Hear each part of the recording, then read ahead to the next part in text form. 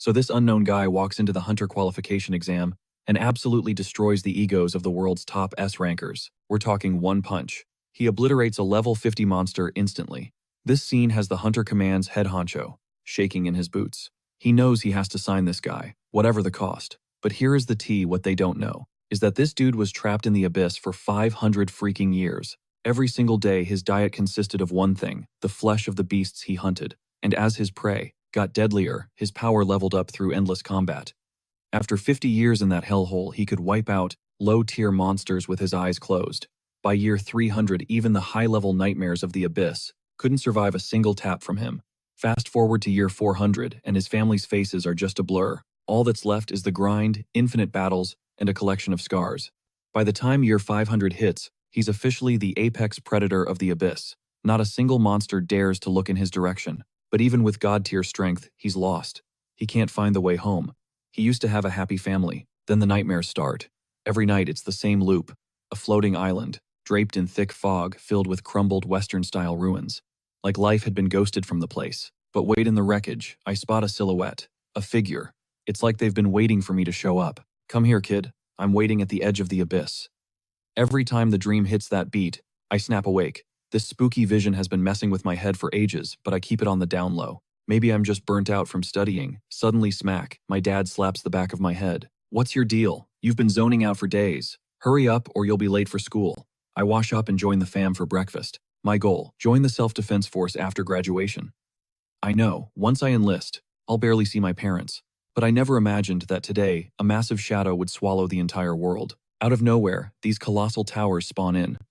I was clueless then, but the arrival of these towers was about to permanently delete human history. Day 1, we get a call from my big brother. He tells us to chill, claims he's totally safe. But his voice over the phone, it sounded incredibly weak. That was the last time we ever heard from him. We knew he was gone. At first, the news channels gaslit us. Stay inside, you'll be fine. Lies. Over 20 towers pop up globally. Pretty soon the broadcasts just cut to black.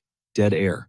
No info, no internet, just silence from the outside world. Then comes the government alert. Pack your bags. We're evacuating to the safe zones. Now. Before we bolt, Mom scribbles a note for my brother. If you make it back, please find us. And just like that, our escape begins. But on the road, I see things I can't unsee. The soldiers' faces, pure despair. They looked broken. Their tanks were shredded with terrifying claw marks. We finally make it to a temporary shelter. The vibe inside is hauntingly quiet. These people look like walking corpses waiting for the end. Suddenly, drama erupts. Some grown man tries to snatch bread from a little kid. Your stomach is tiny. Starving for a few days won't kill you. You don't mind sharing, right? The kid is terrified. He's about to hand it over. But my dad, he never backs down. He steps up. Do you realize the hell we're in? Why are you doing this? But the guy just brushes my dad off. Mind your business, old man. My dad's expression goes dark. Give the bread back. Hearing this, the scumbag laughs and throws a punch. Bad move. In a split second, Dad drops him with one kick. Dad hands the bread back to the kid, completely ignoring the guy groaning on the floor. Cold. The thief shuts his mouth real quick, leaving with a mumbled threat. I won't forget this. Then it clicks. I recognize the guy my dad just flattened. It's my classmate, the bully who tormented me daily. I always fantasized about taking that trash out myself. But right then, a soldier bursts in shouting orders. Everyone out. Get on the trucks. Move. Some self-righteous guy demands to know why, but the soldier isn't there to explain. He's there to save us. Just do as you're told. The argument is cut short as all hell breaks loose outside the door. Behind us, the soldier barks orders. Run, go now. Forget everything else. I shove my parents toward the exit. I've got a sick feeling in my gut. Bam. The shelter door shatters. White-furred nightmares storm in. The people arguing seconds ago, they're screaming, scrambling for their lives. I've never seen beasts like this. Even an idiot can tell they're lethal. I'm frozen, mind racing. What is happening? The crowd stampedes toward the evacuation trucks outside. Get in, hurry, I yell at Mom and Dad. I sprint to check for space in the other transports. Packed like sardines. No room anywhere. Wait, I spot a rig that's half empty. I vault onto the truck bed. A massive hand reaches down to pull me up. Thanks, I gasp out. Then I see the guy's lips twist into a wicked grin. Saved your thanks a little too early, kid. My stomach drops. I look up, it's the same jerk my dad punched earlier. Of all the people, why him? He shoves me hard. I'm flying backward off the truck. It's over. Game over. Dreams crushed. The mob stampedes over me, crushing my body. But I refuse to die like this. Praying for a miracle, I snap my eyes open. A translucent crystal foot is standing right in front of my face. It's him, the old man from my nightmares. He repeats that cryptic line from my dream. I will wait for you at the edge of the abyss. Blink, and the world shifts. Everyone vanishes. Suddenly, crash, something sharp gouges the dirt next to my head. I look up.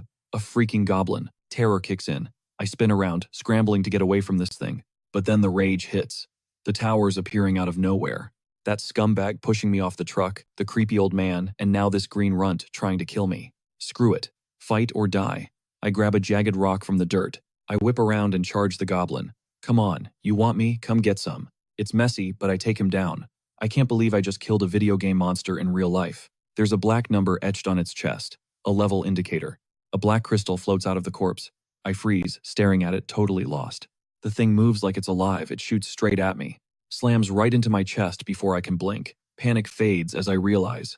My wounds, they're knitting back together. A rush of raw power floods my veins. So killing a goblin, then absorbing the loot makes me stronger. I snatch up the goblin's weapon. Gotta be more of them out here. Need cover. Can't get ambushed. I scan the perimeter. Nothing. Just that one goblin. Weird. All signs point to a massive gate ahead. This whole island is floating in the sky with stairs leading down the edge. Coast is clear. I take the stairs one step at a time. Why does this feel so familiar? Like a dungeon crawler level. Half expecting a skeleton to kick me off the ledge. If I fall, do I respawn at the checkpoint? Not testing that theory today. Bottom of the stairs, I step into a chamber. Whoa. The walls are ancient stone. Whoosh, a torch flares to life, illuminating a heavy door deep in the shadows. What is this place? A challenge I spot, a stone tablet. I've never seen these runes before, but somehow, the meaning downloads directly into my brain. The fragile fragments and all their wielders possess shall grant me the right to escape this realm. Reading that, I actually smile. Collect the fragments, get out. Finally, a mission. I'm pumped. Honestly, that first goblin was a pushover. Taking a deep breath, I shove the stone door open. A bone-chilling cold washes over me. Abyss floor, 900 square meters. Enemies level 1. Floor 2, 1,800 square meters. Threat level 2. Floor 3, 3,600 square meters. 4 monsters roaming, and 1 is a level 3 elite. The crucial shards are loot drops found exclusively inside the beasts, branded with numbers. These fragments are the literal keys to the next level. The higher the number, the nastier the boss fight. But as I grind deeper into this hellhole, the math starts working against me. The drop rates are tanking because every single floor doubles in both map size and mob density. I'm leveling up with every kill in this abyss, becoming an absolute unit, yet my physical body hasn't aged a day. I've lost all concept of time down here. Could be a decade, could be a century. It's a blur. Doesn't matter though. I'm one-shotting high-tier monsters now. I just keep descending into the dark. The variety of enemies is insane. By floor 15, I'm wading through a literal sea of over 1 million monsters. Most people would fold under that pressure. Not me. I just fight harder, turning into a whirlwind of violence. Floor 30. 500 million hostiles. Finding a key now is statistically impossible, like finding a needle in a continent-sized haystack. The mobs are getting smarter too. They know the keys are valuable, so they guard them with their lives. The cowards sense my aura and burrow underground, but there's nowhere to hide. I hunt them down and wipe the map. Floor 99. I march forward with zero chill. The population on this level, it's surged past 2 billion. I actually burst out laughing. Since I can't find the exit key yet, I'm just gonna wipe the server. Massive dragons fill the sky, and seconds later they're nothing but falling piles of bone. Time is definitely broken here. My internal clock says I've been trapped in this dungeon for 500 full years. The walls are scarred with my tally marks. I'm exhausted, burned out, and I can barely remember my family's faces. But I have to escape. That's the only code running in my brain, even if my parents are long gone. 5 centuries of XP grinding made me a god. Nothing in the abyss can touch me. But fate. Fate is trolling me hard. Infinite power, zero exit. Just endless islands to conquer. Here's the kicker. While I was stuck in the void, the real world outside went through a total apocalypse. Over 20 towers spawned on Earth. Before humanity could even process the graphics change, it hit the fan. The dungeon break happened. Legions of monsters poured out and started spawn camping humans. They called it Judgment Day. But then some survivors awakened, gaining access to a mysterious player system. The meta changed. Awakened humans started stacking incredible powers as time went on. Civilization hit the reset button, and the awakened formed the Hunters Guild to fight back. Back in the abyss, I'm chasing down a demon wolf, screaming at it to quit kiting me.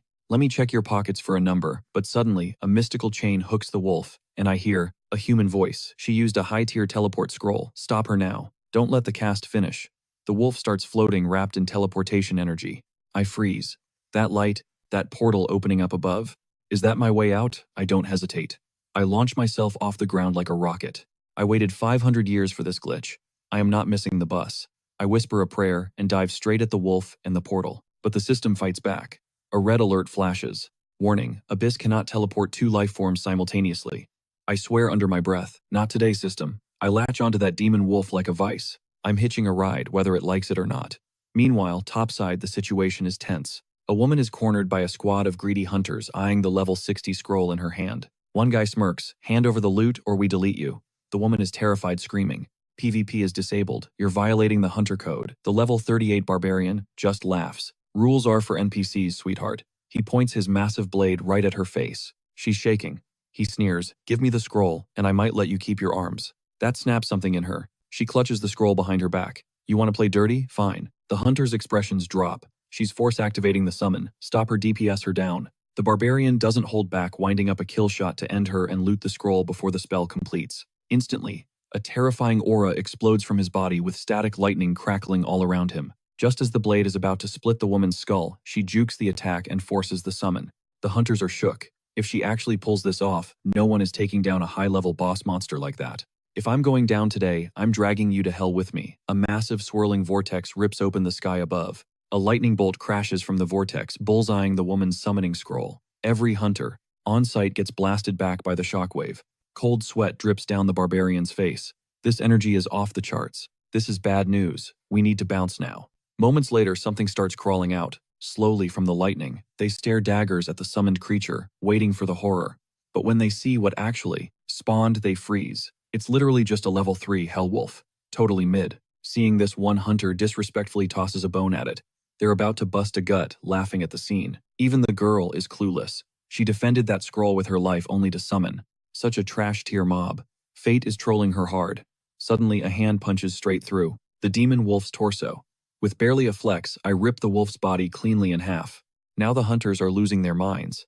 Is that a humanoid monster? That's unheard of. The summoner is totally flabbergasted. She definitely didn't expect this plot twist. I speak slowly, savoring the moment. Finally, I escaped. 500 years in that hellhole. Just thinking about it makes me sick. Then I let out a hype scream at the sky. I'm finally out of that place. I'm free, the raw aura pouring off me. Has these hunters shaking in their boots. Just hearing my laugh makes them lock up. This power level is probably way beyond our domestic S-rank hunters. One hunter stares me down, intently. What exactly are you? Why did you spawn from the warp gate? Hearing her ask that, I cut the wild laughter. I take one step and instantly glitch, right in front of her. I'm moving so fast I'm leaving after images. This hunter has no clue what's going through my head. For 500 whole years, I haven't seen a single human face. So seeing them now, it actually feels heartwarming. I immediately wrap my arm around her shoulder like we're besties and ask, is this Earth? The woman stammers, This is Earth. Upon hearing the confirmation, I burst out laughing again. I'm finally back. I check out the two people nearby, and their drip is weird. You guys doing some cosplay or what? Their expressions instantly turn salty. Next second, two of them rush me from behind trying to jump me. But what they don't expect is that I don't dodge or run. I just stand there letting their attacks smack right into me. But their weapons shatter the second they touch my skin. My eyes flash with killing intent. What do you think you're doing, you morons? When the barbarian meets my gaze, he's absolutely petrified. What kind of monster are you? In that moment, my afterimage is already in his face. You dare call me a monster? You looking to die? Suddenly, my vision gets hazy, and I start hallucinating the barbarian as a monster from the abyss. I snatch him by the neck and pin him down hard. I show zero mercy to abyss monsters. I speak low and dangerous. Let me see your number. I need to loot the crystal from your body. Hearing this, the barbarian is totally lost. What number? We have no idea what you're yapping about. His scream snaps me back to reality. Damn, almost fragged the wrong guy. I slowly loosen my grip, and the barbarian drops like a sack of potatoes. Dude actually peed himself. Can't blame him though, the aura radiating off me is pure nightmare fuel. He's probably thinking the country's top S-rank hunter couldn't even touch me. Knowing they're outmatched, they think about running. But the barbarian's legs have turned to jelly. He can't even stand up. I give them an ultimatum. You four, get lost. I'm not in the mood to catch bodies right now. You stay, you die. The squad scatters in a blind panic, terror in their eyes. Once the trash takes itself out, I look at the summoner. She spots the scars covering my back and looks stunned. Insane power, but brutal scars. What kind of hell did this guy survive? But no matter where he came from, she's sure of one thing.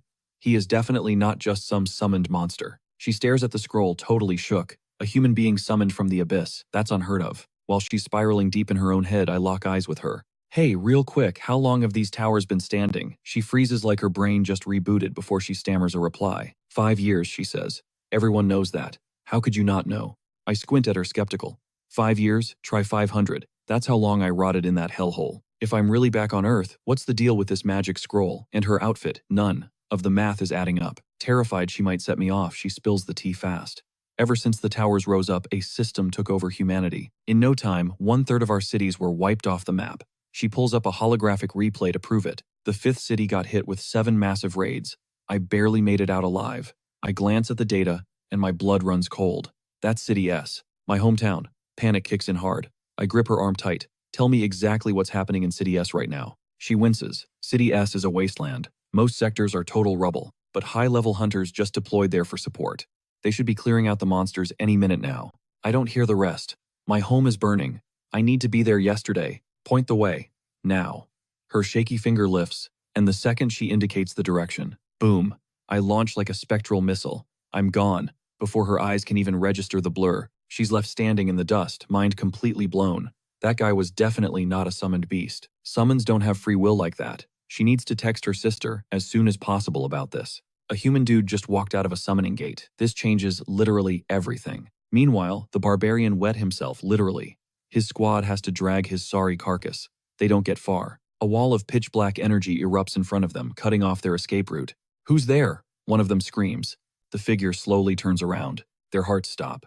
Talk about bad luck, they just stumbled into another monster's den. Another apex predator. The killing intent is suffocating. Dark energy pulses off him like smoke. Just looking at his cloak makes them shiver. The power gap here. It's an ocean. Fight back. Impossible. Their hearts are hammering against their ribs so hard it hurts. I'm feeling generous, the figure rasps. 3 seconds. Tell me where he is. Clock's ticking. The barbarian is fuming inside. How did their day go so wrong? First, the summon, now this. They're drowning in high-level freaks. He freezes up completely. Who knew? That their lives would end in a blink. The hooded figure flicks his wrist casually. Splat. All 4 hunters explode into a fine red mist. Time's up. You wasted your chance. Don't blame me. System alerts pop up. 4 elites from the Tiger Roar Guild eliminated. Cut to Tiger Roar Guild HQ. In a luxury office, a secretary breaks the silence with bad news. Sir, we flatlined on the master tier squad signals. The girl's scroll is off the grid too. Snap. The man in the chair crushes his wine glass to dust with his bare fingers. His face is stone cold, but she knows he's about to erupt. Those experts you vouched for. They couldn't handle a level 19 summoner, and they all died instantly. Do your job better. But the data nags at him. Instant death for all 4 simultaneously. One shot. Who on earth has that kind of firepower? Meet Lee Katai, a level 118 storm priest. He barks orders. Find out who is messing with my plans. If they're weak, bury them. He strides to the window, gazing over the city skyline. Anyone touching his crew is dead meat. Suddenly he blinks. Is he seeing things? A long-haired figure, streaking across the sky. Impossible. The S-rank hunter frowns. The scent of blood is overwhelming even from here. Who is that? He needs answers right now. No one in Korea goes unchecked on my watch. But then he notices where the figure is heading, and pauses. Yo, isn't that a forbidden zone? Why is he walking straight into it? Does the guy have a death wish or something? He doesn't get it. This invasion isn't random. There's a puppet master pulling the strings from the shadows. And that tower, the one that's been dormant for 5 years, it just woke up. I tune out the noise. My target is City S, and I'm not wasting time. 10 minutes flat, and I'm there. But what I see stops me dead in my tracks. I touch down on a rooftop to get a better look. It's a total nightmare. The sky is swarming with beasts. City S. It's been reduced to rubble. Looks like this zone is already lost. I did 500 years of hard time in the abyss, but out here, only 5 years have passed. That time gap is the best news I've heard. But looking at this wreckage, my stomach drops. It's a literal hellscape. Our mom and dad still breathing.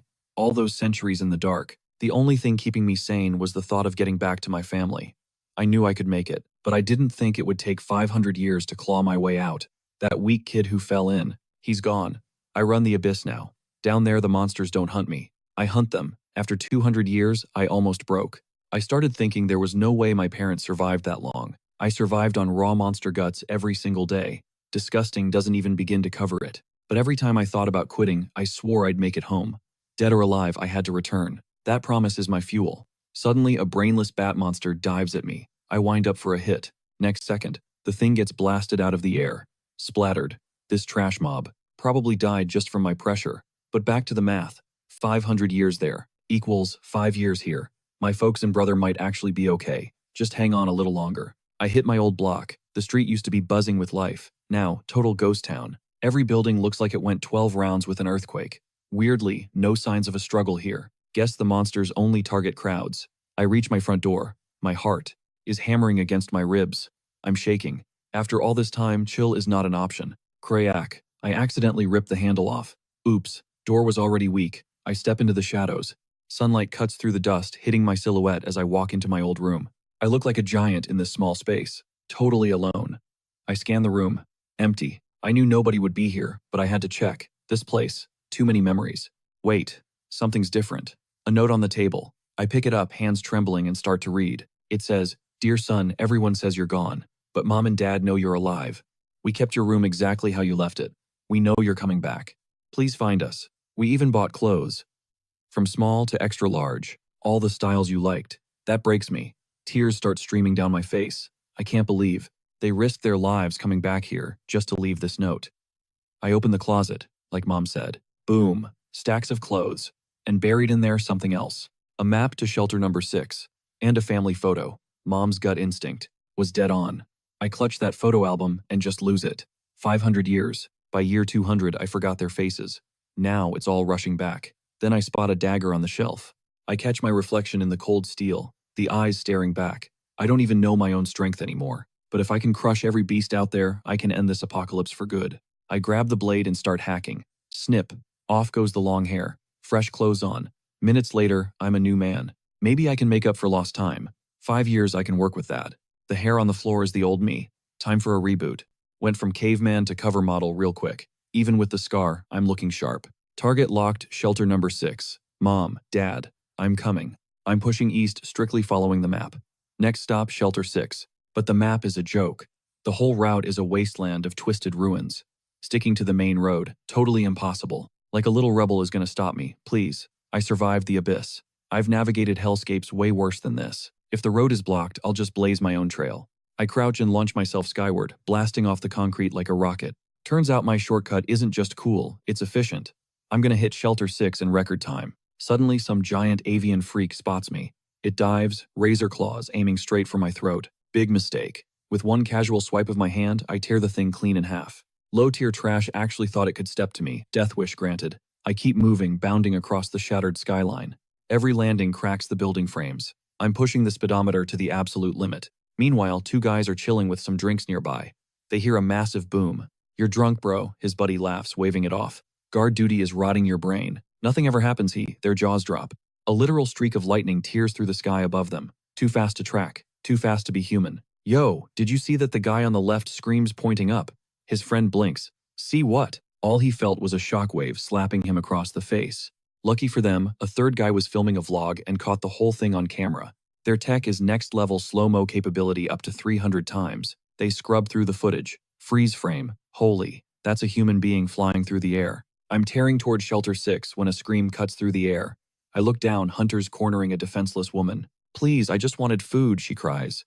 "I didn't know anyone was out here." "A girl, out here." The leader licks his lips, eyes hungry. "Relax, sweetheart. We're the good guys." "Yeah, right." With a grin that twisted, even an idiot knows he's up to no good. "We'll take real good care of you," he sneers. The girl freezes pure terror, locking her muscles. She prays they stay back. The hunter shoves her to the ground hard. "Don't be scared," he lies, his face twisting into a sick, predatory, lecherous look. "We'll be gentle." Crack.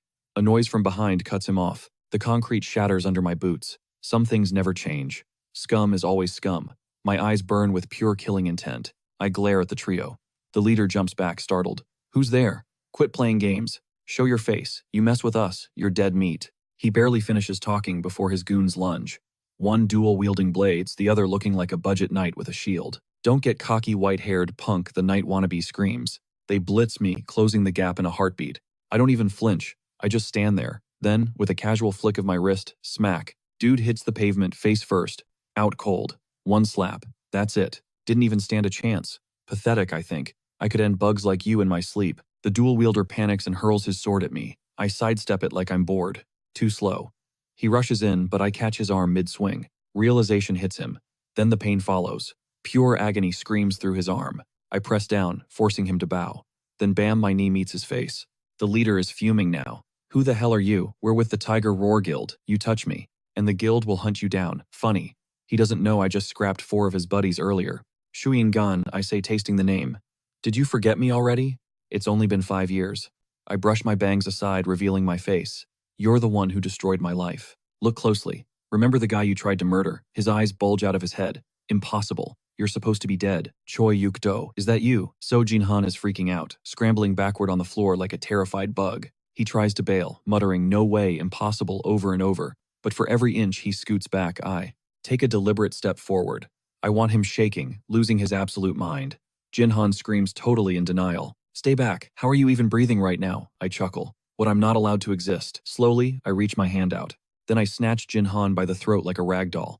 I hoist him up, zero effort. You didn't forget 5 years ago, right? You shoved me off that truck. Thanks to you, I rotted in the abyss for centuries. You have any clue what those centuries felt like? Pure terror floods Jin-han's eyes. One squeeze and snap, he's done. My knuckles crack. I was stuck in that hellhole way too long. Literal hell on earth. Now, it's his turn to take the tour. This scumbag has it coming. Back in school, he bled me dry constantly, shaking me down every single day. Then he tried to end me. So I'm about to shred his dignity into confetti. With my current stats, I'm basically a god. A shadow demon seems to manifest behind me, whispering, kill him. And yeah, the thought crosses my mind.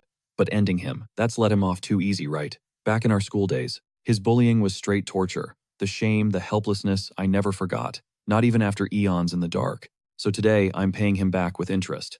He backed himself into a corner with the crap he pulled. Every time he crushed my pride and made me swallow it, I unclench my hand and slam him into the concrete. Death is off the table. I've got a way darker plan. Jin-han gasps, wheezing for sweet oxygen. He knows he just brushed past the Grim Reaper. I rub my eyes. After an eternity in the abyss, I feel like I'm turning into one of those monsters. But I can't let that happen. No way. But this trash, he didn't just bully me. He tried to assault that woman 5 minutes ago. Who knows how many victims he's racked up. So decision made. I'm gonna leave him, broken. Just a mouth-breathing vegetable unable to hurt a fly. Because wherever he goes, people get hurt. Jin-han, you took a shot at my life and missed. I won't kill you. But you're not walking away clean. He looks confused, trying to process my plan. For 2 whole years, he made my school life a living hell daily. Absolute nightmare fuel. I remember this one time. He beat a kid over a piece of bread. Time to settle the tab, I tell him. Just take 4 hits from me. And you walk. He clings to that sliver of hope, begging, if you kill me, with your power, the Hunter Guild will hunt you down. I grab his throat again. Don't worry about me. Those guild clowns can't touch me. Then right under his terrified gaze, I launch the first strike. I'm holding back, but even a fraction of my power is way too much for him to tank. Bam, his body slams into the pavement. He caves into the rubble. Then comes hit number 2. The double tap leaves his 2 lackeys completely frozen. Crack blood, sprays everywhere. The 3rd hit lands brutal impact. These strikes are payback for every day of bullying. He's barely conscious, wobbling. Get up, I order. I'm not done. Survive this last one and I ghost you forever. Jin-han begs me to just end him. After 3 hits, his body is basically trash. Living like this is pointless. But I didn't tell him to stand up so I could hear him whine. I stomp directly on his head. Remember, this is the bill for what you did. Boom, my foot grinds his skull into the concrete, crushing down hard. I keep my promises. If he survives the combo, I'm gone. After that beatdown, Jin-han's eyes are lights out, blind. Agony screams through every single cell. With his limbs pulverized in total darkness, he's fading fast without a doctor. But I won't let him die. That easy. I bark at his sidekicks, get him to a hospital. Now, if Jin-han croaks, I'll do the exact same thing to you. Jin-han better learn to never cross my path again, or I'll crush him on sight. Message delivered. I launch myself into the air and vanish. Priority number 1. Reach Shelter 6 immediately. I gotta book it, or Mom and Dad are gonna be in serious trouble. Out of nowhere, a high-pitched sonic boom rips through the air. Something is moving at max speed. It's moving so fast it's just a blur to the naked eye. Meanwhile, over at the S-City buffer zone, 3 grunts are shooting the breeze. Honestly, they'd rather be chilling on the wall duty than hunting monsters down here. Suddenly, the boss walks up. Quit acting shy, ladies. If a beast shows up, try not to wet your pants, and keep your heads on a swivel at all times. You never know when a monster is gonna pop out of thin air. That's First Lieutenant Lee Han-jun laying down the law. But the rookie claps back, assuring him, relax, sir, this is the buffer zone. Those nightmares from Zone X barely ever show their faces here. We just gotta stay awake, that's all. But literally, the second the words leave his mouth, jinx, A slimy tentacle snaps around his entire body in a death grip. Before the squad can even blink, their buddy is gone, wasted instantly.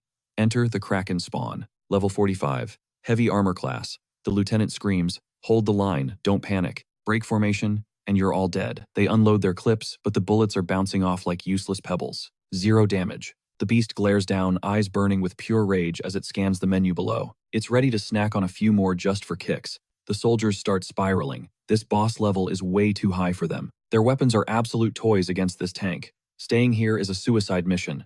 With a thunderous boom, the beast launches. It goes airborne, casting a massive, suffocating shadow over the squad. Seeing this nightmare, the lieutenant barks orders immediately. Scatter, spread out, do not let it group wipe us. But he doesn't realize the troops are already paralyzed. Their legs have turned to jelly. As the beast descends, it locks onto the frozen soldiers. One swipe of a massive claw, and it instantly harvests another life. While the group faces total annihilation, one brave soul steps up and screams, "Get back." He's strapped with a massive explosive pack. "You ugly bastard, I'm taking you to hell with me." He goes full send, charging straight at the octopus monster. His squad lights up the beast, laying down heavy cover fire from the rear. Under the hail of bullets, the monster slows down just enough. The soldier gets right in its face. He's looking for a crit spot, trying to land a fatal blow on this thing. But then plot twist, the monster freezes. It stops attacking. And wait, is that terror in its eyes? The soldier is spared. But he's confused as hell. Why did the Kraken suddenly hit the brakes? A split second later, a sickening cracking sound echoes from the beast's body. Everyone is shook. This was supposed to be a massacre, but the monster just stopped cold. The whole squad is baffled. What the hell is going on? Even the squad captain looks completely lost. He can't figure it out. The Kraken is trembling with pure fear. This makes absolutely no sense. What could possibly scare a monster this big? The brave soldier doesn't care. He sees an opening and preps the package. One shot, one opportunity. He yeets the explosive pack. Instantaneously, a massive fireball erupts. The octopus is engulfed in flames, but when the smoke clears, they're horrified to see that even a nuke-level blast didn't leave a scratch. It's simple logic, really. The beast used its tentacles to shield its eyes. Protect the eyes, and this thing is basically immortal. The Kraken shakes it off and starts creeping toward the bomber, slow and menacing. Veins are popping out of its eyeballs. The soldier is paralyzed. He gave it everything he had. All that power and not a dent. How is that even possible? The other soldiers have already bailed while the tentacles lock onto the bomber. But right then, my silhouette drops in. Bam!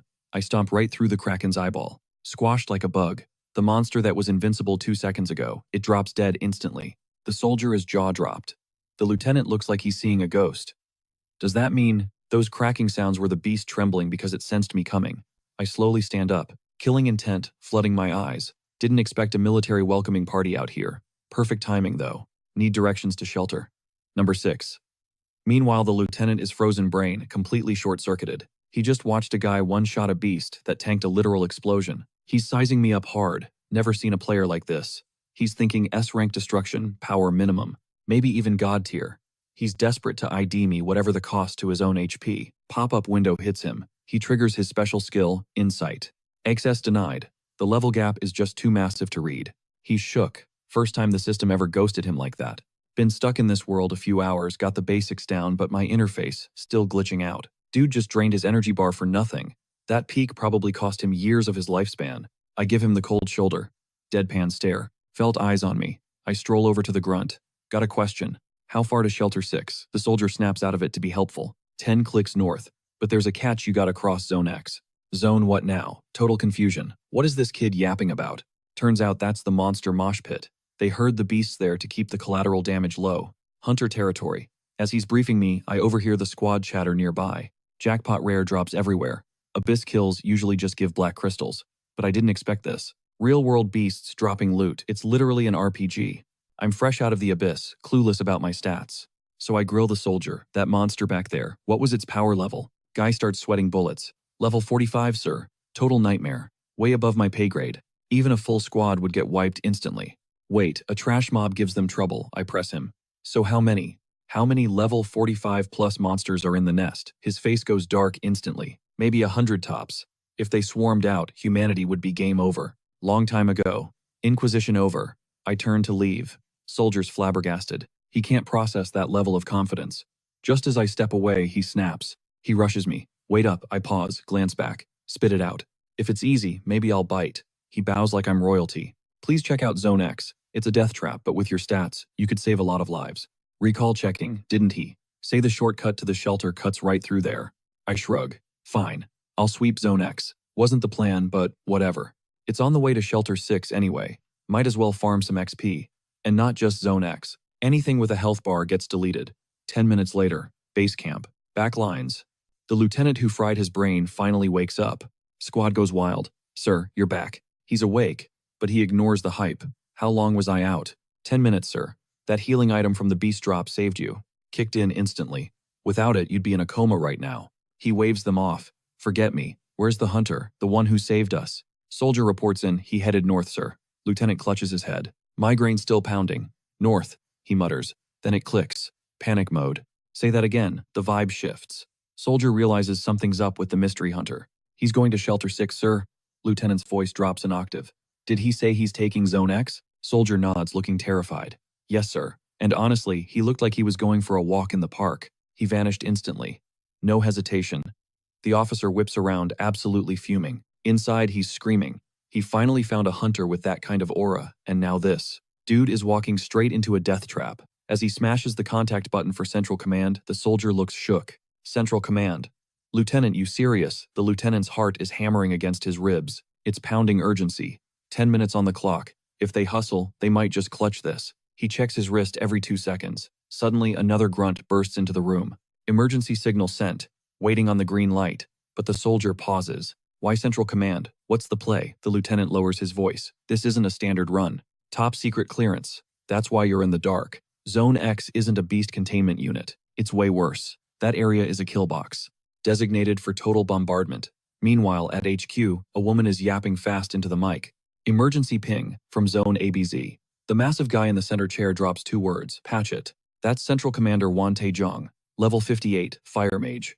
The operator moves fast. Central Command is receiving a code red from First Lieutenant Lee Han-jun right now. Authorization granted. Fingers fly across the keyboard. The link snaps into place. Code W342. This is Lieutenant Lee. We have a critical situation. He spills the tea on the encounter. Just now, an unidentified hunter walked straight into the blast zone. He has 0 clue about the op. Juan's eyes go ice cold. So you called to report your own screw-up. Hope you're ready to pay the price. Hearing that icy tone, the lieutenant hangs his head.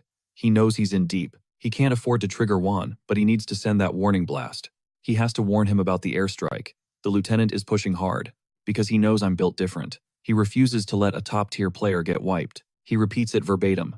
Now Juan is actually interested. You saying this guy is cracked. Then he drops the main question. If he's that strong, what's his level? Unknown. The lieutenant admits he couldn't even scan my stats. Juan practically wheezes with laughter. This is how you lead. A level unknown rando breaks protocol, enters a kill zone, and you want me to pause the war. Are you trolling? The woman beside him scoffs. Guy's probably cooked already. They start roasting him.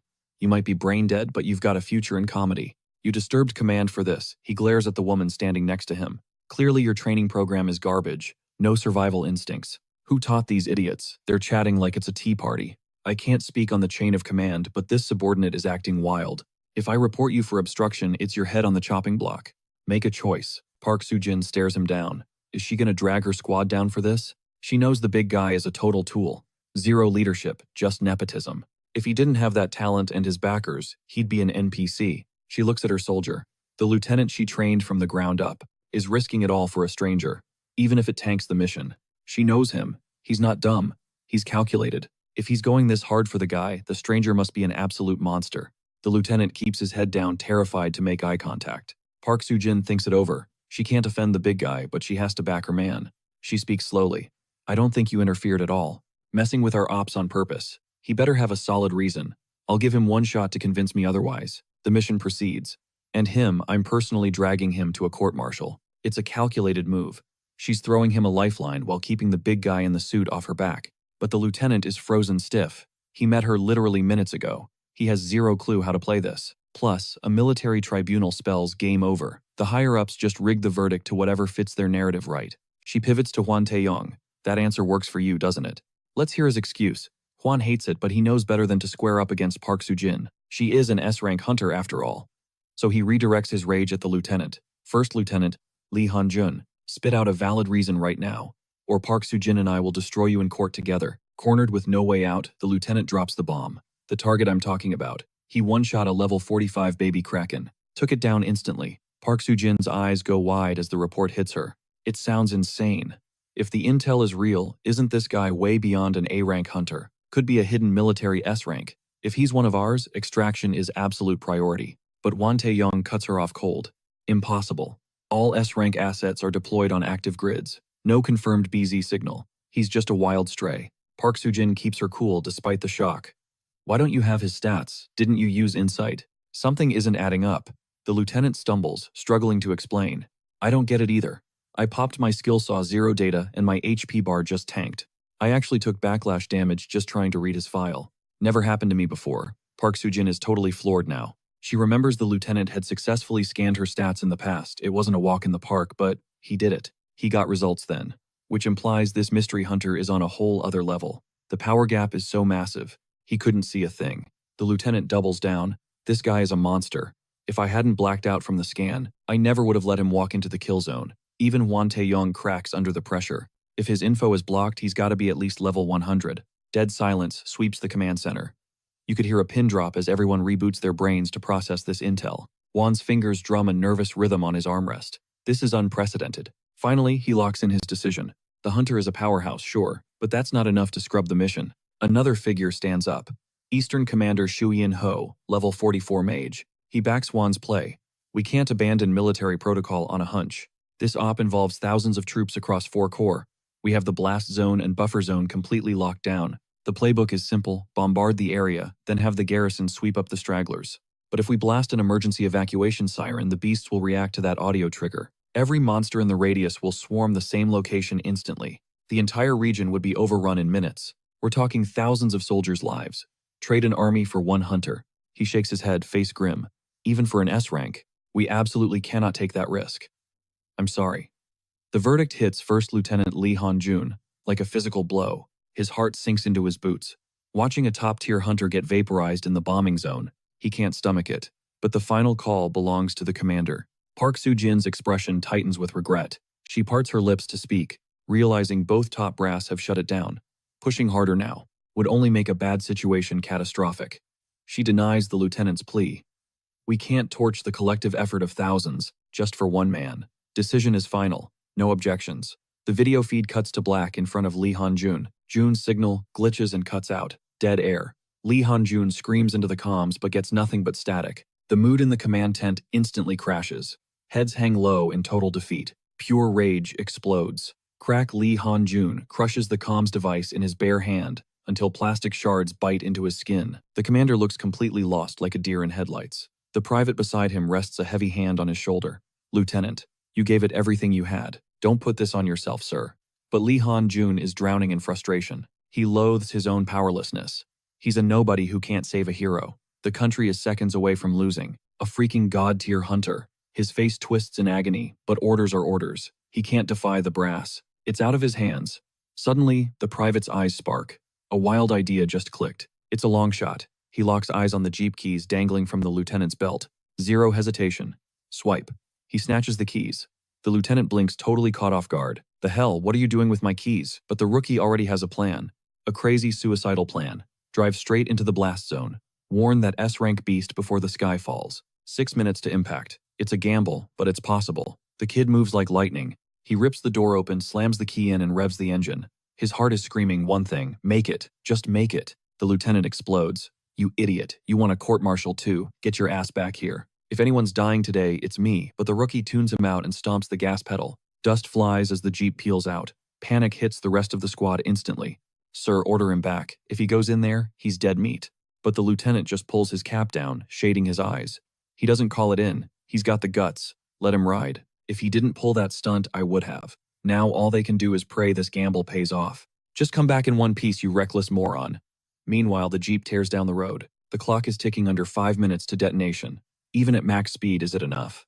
What this rookie doesn't realize is that this suicide run is about to shift the timeline of the entire world, because the guy he's trying to save is the future savior of humanity. The kid scans the horizon, desperate for a sign of me. Panic starts to set in. He has no clue where I am. He floors it down the east sector shortcut engine, screaming, pedal to the metal. If he doesn't spot me here, it means I'm outrunning a motorized vehicle on foot. Just then, He hits the perimeter of Zone X. An idea strikes him. The loudspeaker. If he blasts it, I'll hear him. But fear grips his throat. If he turns that thing on, every monster in the zip code will lock onto him. It's a death sentence. While he debates it, the clock bleeds out. Tick-tock. Only 2 minutes left until the bombardment wipes everything off the map. Screw it. The rookie reaches for the mic. Who cares about me? I'm expendable. If I trade my life for that hunter's, that's a trade worth making. Decision made. He snatches the mic knuckles white and brings it to his lips. But when he tries to speak, nothing comes out. His voice is paralyzed by terror. 10 precious seconds tick by. The Jeep rolls on, but he's frozen. He feels like absolute trash. A disgrace to the uniform. What kind of soldier freezes up? But hold on, is he really a coward? If he was truly scared of dying, he wouldn't be in the kill zone. He sucks in a jagged breath, channels every ounce of adrenaline, and screams. Unknown hunter, it's me, the guy you saved back there. I don't know if you can hear me, but you gotta listen. Get out now. They're nuking the grid. The commander tried to stop it, but the operation was already greenlit. I came to get you out. You have to move. If you stay here, you're gonna get vaporized. His voice booms through the desolate streets, looping over and over. Skirt. I slide to a halt. Someone came back. For me, I scan the perimeter. Makes sense. The place is a ghost town because it's about to become a crater. My fingers crack as I clench a fist. Let them drop the bombs. These city monsters, they're nothing. But I gotta keep it real. I don't know if I can tank this kind of heat. I barely understand this high-tech military gear. If the government is confident these nukes can wipe out the beasts, that's a massive red flag for my survival chances. My body might not be able to handle that level of impact. Even if I don't get vaporized, I could end up critically wrecked. I kick it into high gear, my silhouette blurring as I zero in on that voice. That kid risked it all coming into the danger zone just to give me a heads up. No way am I letting him punch his ticket today. Meanwhile, the soldier is losing it. He's deep in the central zone, tears welling up, pure panic mode. He's scanning everywhere, but I'm a ghost to him. The clock is ticking, 4:59 and 25 seconds. The noise is like a dinner bell. A swarm of flying nightmares locks onto his position immediately. 4:59 and 32 seconds. They're on him. The kid's face goes pale. Pure terror. He knows he's cooked. Just like I thought, screaming his lungs out just invited the Grim Reaper to the party. 4:59 and 38 seconds. Survival instinct kicks in. He yanks the steering wheel hard. He's got to bail fast. But then at 4:59 and 49 seconds, he slams the brakes. He freezes because he remembers me. I'm still out here totally exposed to the blast. If he dips now, there's nobody left to warn the hunter. He's torn between fleeing and being a hero. He decides to risk it, grabbing the loudspeaker to keep shouting while he drives. Boom, a massive beast crashes down right in front of his hood.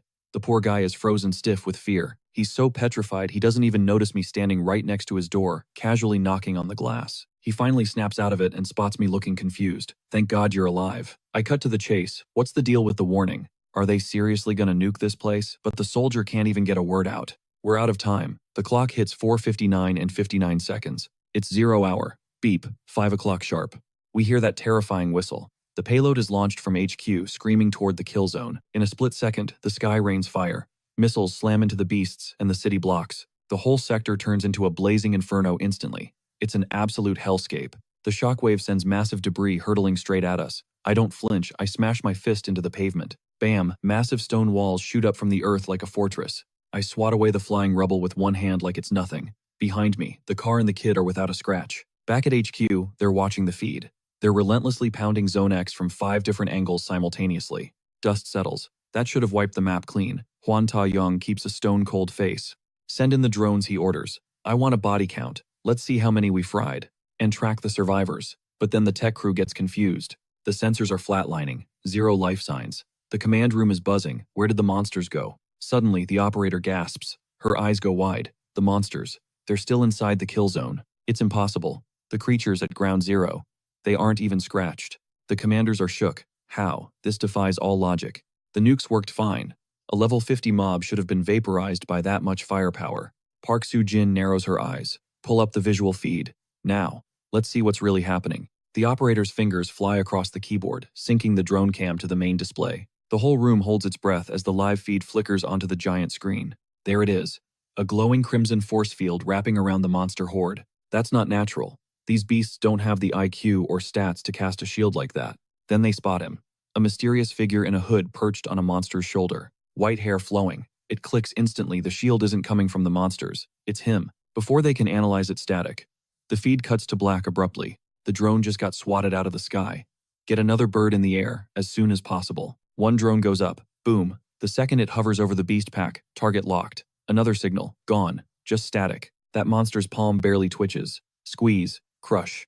The high-tech drone turns to scrap metal like a crushed soda can. Command Center is officially blind on Zone X. Zero visuals. Every single eye in the sky just got wiped out. Park Soo-jin's face goes ice cold. Intel said this raid would be different, but this is a nightmare scenario. But hold up, what was that move just now? A wild, terrifying theory starts cooking in Soo-jin's brain. Are these things learning? Like, have they actually gained enough IQ to know we're spying on them from above? The top commander is absolutely shook. If these beasts have brains now, yeah, we are officially in big trouble. Immediate call goes out, evac, the residential block, NOL. Every soldier needs to pull back and sync up instantly. Soo-jin barks her own orders. Fall back, hold the walls, that defensive barrier is the final stand. These monsters cannot breach Zone X. But then, the radio crackles with a report that stops everyone cold. Total shocker. The Horde. They aren't hunting civilians. They're ignoring the people completely. Instead, they're swarming toward Zone B-22.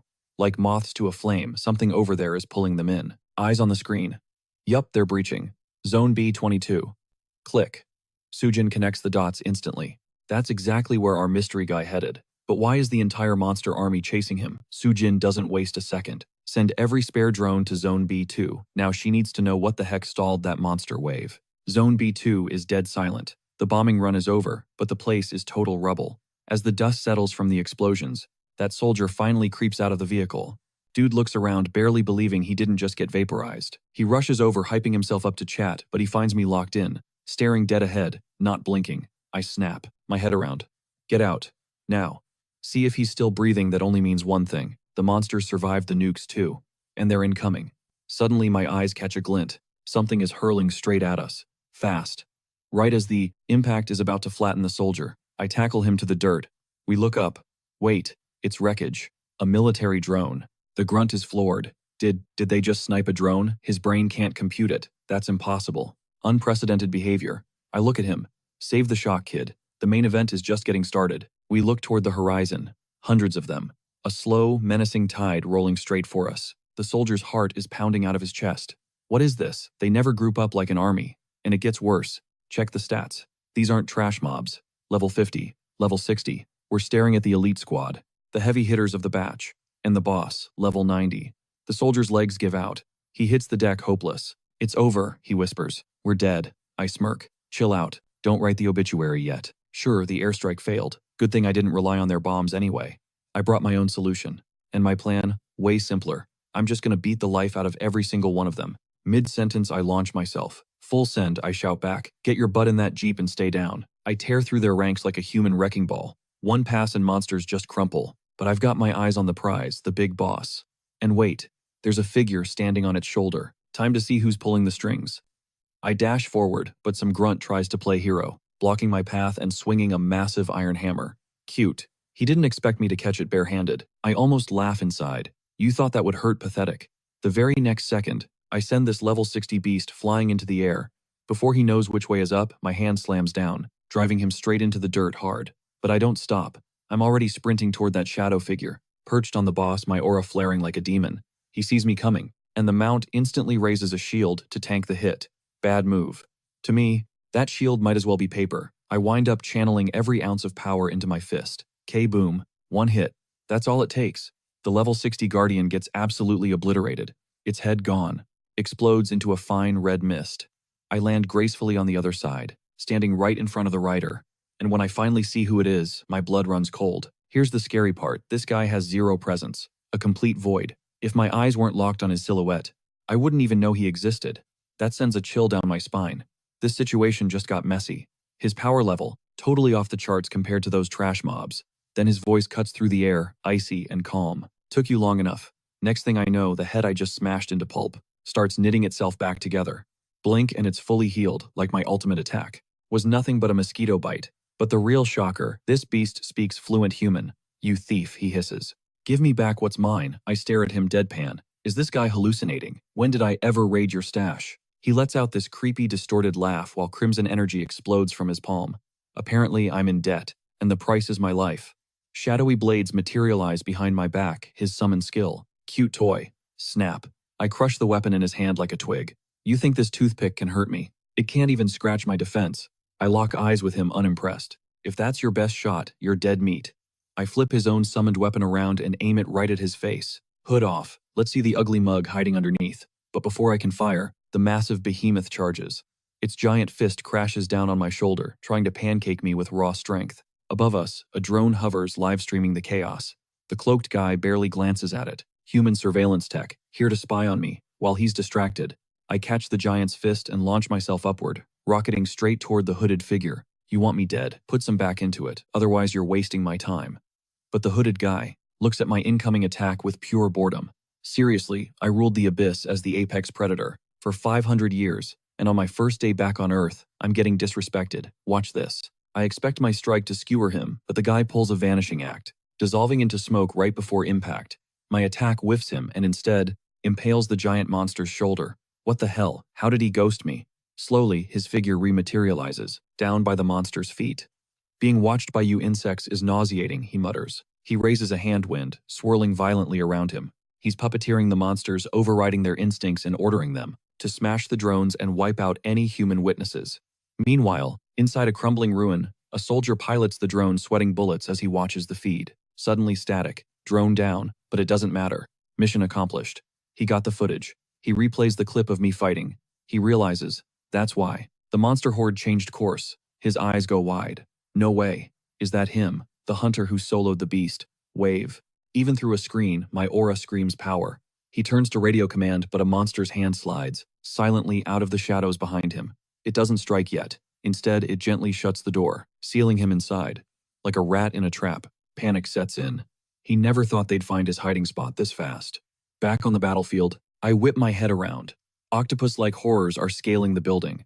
The cloaked man cackles. My minions feast on them all. That soldier's words echo in my mind. If a top-tier hunter steps up, think of how many lives could be saved. That grunt risked his neck just to warn me to run, all to buy time for civilians. Now he's trapped in wreckage, totally helpless. That settles it. I make my choice. I dive from the sky like a meteor. To win this war, I need to decapitate the leader. Take him out, and his army loses the ability to hunt my people. I hit the ground running. If I want to maximize the survivor count, I need to speedrun this boss fight. But suddenly, the giant monster unleashes a counterattack. I dodge backward instantly. Something feels off. Since fusing with the cloaked guy, that beast's power level just spiked hard. Just as I'm busy fending off this monster's assault, the mystery man decides to jump me from the sidelines. I sense his silhouette closing in fast. Panic zero. This guy is relentless. You really want a piece of me that bad. But right then, reality hits me with a total glitch. The dude standing in front of me is my literal doppelganger. No time for an identity crisis though, because he's already summoned a pitch-black longsword from the void. Definitely not the unboxing I wanted.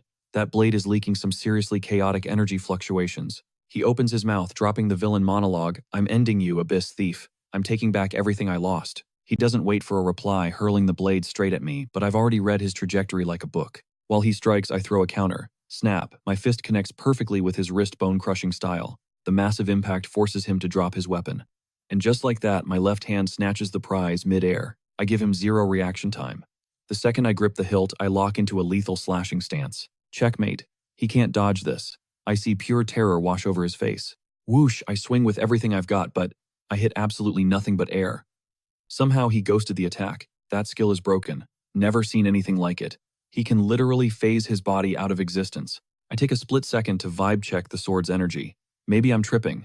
Nope, this aura is way too familiar. I feel it pulsing. There is no mistake here. This blade is packed with the raw power of the abyss. Now, that is a sweet little bonus. Who knew the surface world had loot this high tier? I definitely scored big. Hooded guy looks absolutely triggered. You're nothing but a weapon thief, he spits out. He flicks his hand and poof, the sword in my grip dissolves into ash instantly. So, that's how abyss power works. Looks like there are still a few hacks I haven't unlocked yet. Round 2 is gonna get messy. First priority, get the soldier to a safe zone. I ask if he's scared of heights. He says no. Bet. I lift the entire truck up. Hold on tight. It's gonna be a bumpy ride. I'm yeeting you back to HQ first. But of course, the hooded guy flashes this savage, twisted grin. Found your weakness. You want to save him. Watch me delete him. Dark energy flares in his palm. The strong don't exist to babysit the weak. We exist to dominate them. His hand drops, and an attack spawns right behind me. This guy is relentlessly annoying. If I keep running, that black sphere catches us. I have to set the vehicle down. Fine, we do it the hard way. I launch myself up, smash the orb, then extract the soldier. I channel every ounce of strength into my right fist, ready to one-shot this projectile. Boom, my fist collides with the black sphere. Direct hit, or so I thought. There's no impact. Nothing. I look up, the real attack is hiding behind the smoke screen. Then I hear the soldier scream below. Oh, this is bad. It was a classic bait and switch. I can't be in two places at once, and the hooded guy's magic has already hijacked the truck. I scream at the top of my lungs, bail out, jump, even if you break a leg. It's better than dying in there, but he doesn't know black vines are already flooding the cabin. The villain whispers right in the soldier's ear, "Don't be scared, little lamb, I'm taking you home." Then I see something straight up nightmare fuel. Those soft vines instantly harden into spikes, skewering the entire truck. The soldier inside didn't stand a chance. I rush to the wreck, hoping for a miracle. Hooded guy looks thrilled with himself. "You mad, don't get emotional. The angrier you get, the more I enjoy this." Crack. I snap his spike trap apart. But the soldier's body, it's just hanging there, suspended by the magic. Suddenly, the corpse's eyes snap open. He's moving. It's that twisted necromancy skill, the dark art of puppeteering the dead. The hooded guy is strutting, like he won the championship, flexing his power. I'm watching every move with laser focus. Watching everyone you love drop dead right in front of you, gotta say it's a total rush. Clueless. He has no idea he just signed his own death warrant. Only one of us is walking away from this today. I grit my teeth, barely keeping it together. You get off on trash-talking the dead too, huh? Major deja vu. Reminds me of the bullies back in high school. The cloaked freak sees my rage spiking, and he's loving every second of it. Don't state the obvious, kid. Kills the vibe. Then boom, he launches his offensive. A swarm of razor-sharp rocks shoots from his palm. But I don't flinch. I don't even dodge. I let the barrage slam right into me. I know my limits. This stuff won't kill me. After hearing his sick logic. On the outside, ice cold. On the inside, I'm a volcano about to blow its top. Whoosh. I vanish. Next frame, I'm grounded, locked in, and ready to brawl. Trash like you doesn't deserve to breathe. A split second later, I inhale sharp, channeling every ounce of power into my fist. If you've got the guts, don't run. We end this, right here, right now, to the death. But the cloaked guy, he vanishes instantly. He knows taking a hit this heavy would be game over. Only an idiot would tank this. Boom, I throw a haymaker so hard it feels like I'm ripping a hole in reality itself. Just the shockwave shatters his spike trap into dust. I glare at him, jaw clenched tight. He better pray I don't get an opening. Because if I do, I'm crushing his skull like a grape. I reach out and catch the falling soldier. He's gone. No way I'm letting them desecrate his body. Debris rains down around us from the impact. Tragedy is even in death, he's not free. That cloaked monster is still trying to pull his strings. Guilt hits me like a freight train. This is on me. I never should have dragged this soldier into my mess. Gently, I set him down inside the car. Listen, brother. I swear to God you're getting justice today. I secure him, and now it's his turn. A life for a life. Blood for blood. My engine revs to max and I blast forward. Blink and you'll miss it, I'm right in his face. He barely registers I'm there. But here's the weird part, my fist goes right through him. Abyss magic. He phased right out. Before I can process it, he teleports directly behind my back. Hey, rookie.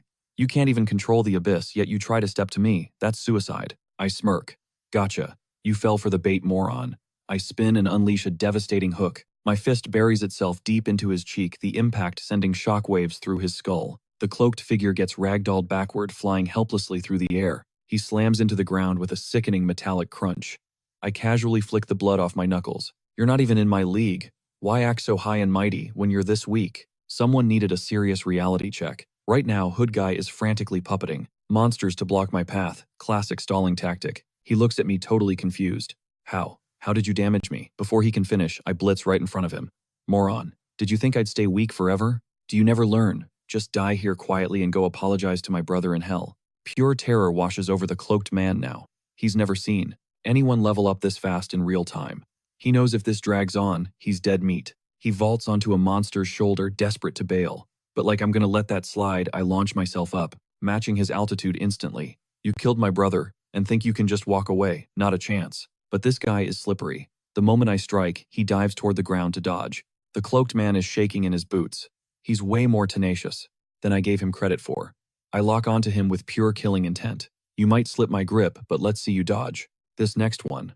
I channel a massive surge of energy into my fist. It's a full power blast from the cursed abyss. Game over. The shockwave obliterates the monster's body instantly. But then plot twist, the gore starts pulling itself back together. Oh no, you don't. I grab the regenerating chunks with my bare hands before they can fuse. I rip the abyss energy straight out of the beast's core.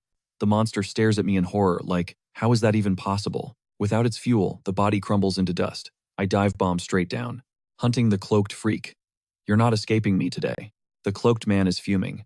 Driven into a corner, he has to pop his ultimate move. Shadow Union, he screams. Every single monster in the area gets drained dry as he sucks up their abyss power. A terrifying aura explodes. From him, he blasts me with a condensed wave of energy, blinding me instantly. Through the glare, I see a blur shoot past me. When the dust settles, it's dead silent. He's gone, vanished without a trace. I'm stunned. He burned a boss-level skill just to run away. I throw my shredded coat on the ground. My gear is trash, but thankfully, Mom and Dad's photo is safe. I yank the car door open, only to find the soldier inside is already a corpse. Looks like the necromancy spell broke. I snatch his dog tags off his neck and dig a shallow grave. He died because of me. I have to carry that weight. Thinking about that killer wearing a face, exactly like mine, makes my blood boil. This isn't over. He absorbed all those shadows, so he's dangerous now. And he threatened my people. I can't let him get to them. I need to speedrun to the shelter. I have to beat him there. I kick off the ground, moving like a streak of lightning toward Shelter 6. Little did I know, a drone caught that entire brawl in 4K. 15 minutes later, Park Soo-jin rolls up to the scene. She orders her squad to sweep the area. Don't let a single rat escape. A soldier checks the drone feed and his jaw hits the floor. The footage shows total monster eradication. S-rank Hunter Park Soo-jin feels a chill run down her spine. Pull all the data now. She sees the aftermath. That rookie Lee Han-jun, he didn't just survive the bombing. He solo cleared the entire monster nest. That's a feat even an S-rank would struggle to pull off. Just then, Park Soo-jin's lackey hits the jackpot. There's a drone lying on the ground, completely intact. The look on his face says it all. The memory card is pristine. We're talking instant access to the data right now. 60 seconds later, Park Soo-jin is locked in, scanning the footage. She analyzes every frame from start to finish, not missing a single pixel of suspicious activity. Boom, she spots the soldier who snitched on me earlier, and standing right next to him, that silver-haired enigma. That has to be the mystery hunter. While Soo-jin is glued to the screen, her squad is busy scouring the battlefield, vacuuming up loot dropped by the monsters. Suddenly, one grunt strikes gold, literally. He spots a treasure glowing with an ominous purple light. The system window pops up. It's a white vial, a special energy elixir that permanently boosts the user's magic power. Massive buff. And that white blade, it's a rank A weapon, the ancient royal dagger. But the real prize, the thing that locks his attention, is this golden box. Its stats are totally glitched, unidentifiable. Just as he reaches to swipe the goods, a squadmate creeps up behind him. Yo, what'd you find? He instantly clutches the loot, tight against his chest, gaslighting him like, nothing bro. But before he can even blink, a figure drops from above with a creepy villainous cackle. The soldier jumps out of his skin, terrified he's about to get exposed. The newcomer clocks the box's value in a split second. If I'm not wrong, the raid leader dropped that. Looks like a rare drop. Even the info is encrypted. A greedy smirk creeps across his face. Pocketing military property. That's a court-martial offense. You know the drill, right? The soldier's stomach drops. Is this guy gonna rat him out? If he does, it's game over. Cornered, he tries to cut a deal. Look, if you report me, nobody gets the loot. Let's split it. The man seems cool with the arrangement and immediately reaches for the golden box. The soldier panics. Dude, that box definitely has a legendary item. I can't just give that up. The man grips his shoulder hard. You don't have a choice. Either I get first pick or I report your ass. Defeated, the soldier hands over the gold box. The moment he grabs it, the man's face twists into a wicked grin. Finally, the puppet reliquary is mine. Meanwhile, after a marathon run, I finally pull up to shelter number 6. I scan the perimeter. No signs of recent monster attacks. The place is a fortress, totally locked down, with heavy artillery aiming from the back. The civilians moving in and out look totally unbothered. This place must be guarded by some serious heavy hitters. I move to enter, but my mind drifts back to that hooded figure from earlier. I can't sense his presence at all. In fact, my sensors are reading 0 powerful auras here, which is weird. Without strong protectors, this place should have been wiped off the map ages ago. Suddenly, a guy in a bamboo cone hat steps right into my path. I'm confused. Is this dude blind? Or does he just not know how to walk? But no, he's headhunting me. That scent. Your blood is thick. You're from the outside world, aren't you? I give him a nod. Yeah. What do you want? I'm busy, no time for small talk. The guy chuckles. In that case, let's make a deal. He flashes a thick stack of cash. I want to buy intel about the outside. Easy money. Fine by me. If it's something I know, I'll spill. Just as he starts looking smug, I flip the script. But first, I've got a question for you. A monk, talking like a businessman. You're definitely a fake. The man bursts into laughter. Didn't expect you to bust me that fast. The outfit, just a hobby. I point at his face. Is covering your eyes a hobby too? He looks a bit thrown off. He's probably thinking, this kid is a headache. He lifts the eye patch, revealing eyes shut tight. I've got an eye condition. Can't open them recently. Nice try, but I'm not buying it. I can feel the terrifying energy leaking from those slits. This guy isn't just some random NPC. He's hiding his power for a reason. Looks like this shelter is hiding a wolf in sheep's clothing. I decide not to push it. What info do you need? Now, it's finally his turn to grill me. This guy's been stuck in the city way too long. He's desperate to know the situation out there. He's clocked the armed soldiers gathering on the walls. He knows they're prepping for war. He's sure the average civilian hasn't picked up on the vibes yet, but he heard the explosions outside and now he's curious. He needs the real story on what's going down. I pause, analyzing him. This guy is sharper than I thought. Better keep my true nature under wraps for now.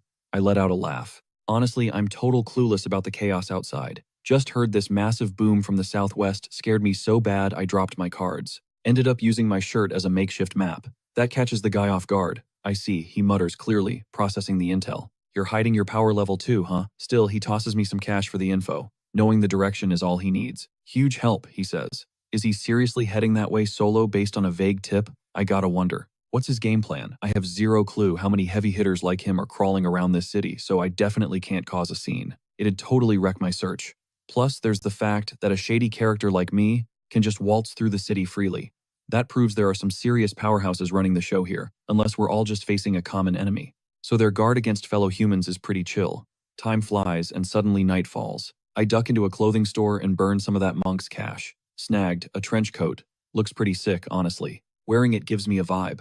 I think that guy's name was Chen Xiaoyu. Whatever the main mission right now is tracking down my parents. Scanning the area, I realize this city is way more massive than I imagined. Looks like I gotta go old school to find them. Fingers crossed this goes smoothly. I tap a woman gently on the shoulder. Excuse me, ever seen the couple in this pic? But she looks totally shook. She starts waving her hands like crazy, swearing she's never laid eyes on them. Then she bolts. I'm left standing there speechless. That reaction was way too intense. Like I just showed her a ghost or something. Suddenly, some dude comes up from behind cursing up a storm. His voice grabs my attention.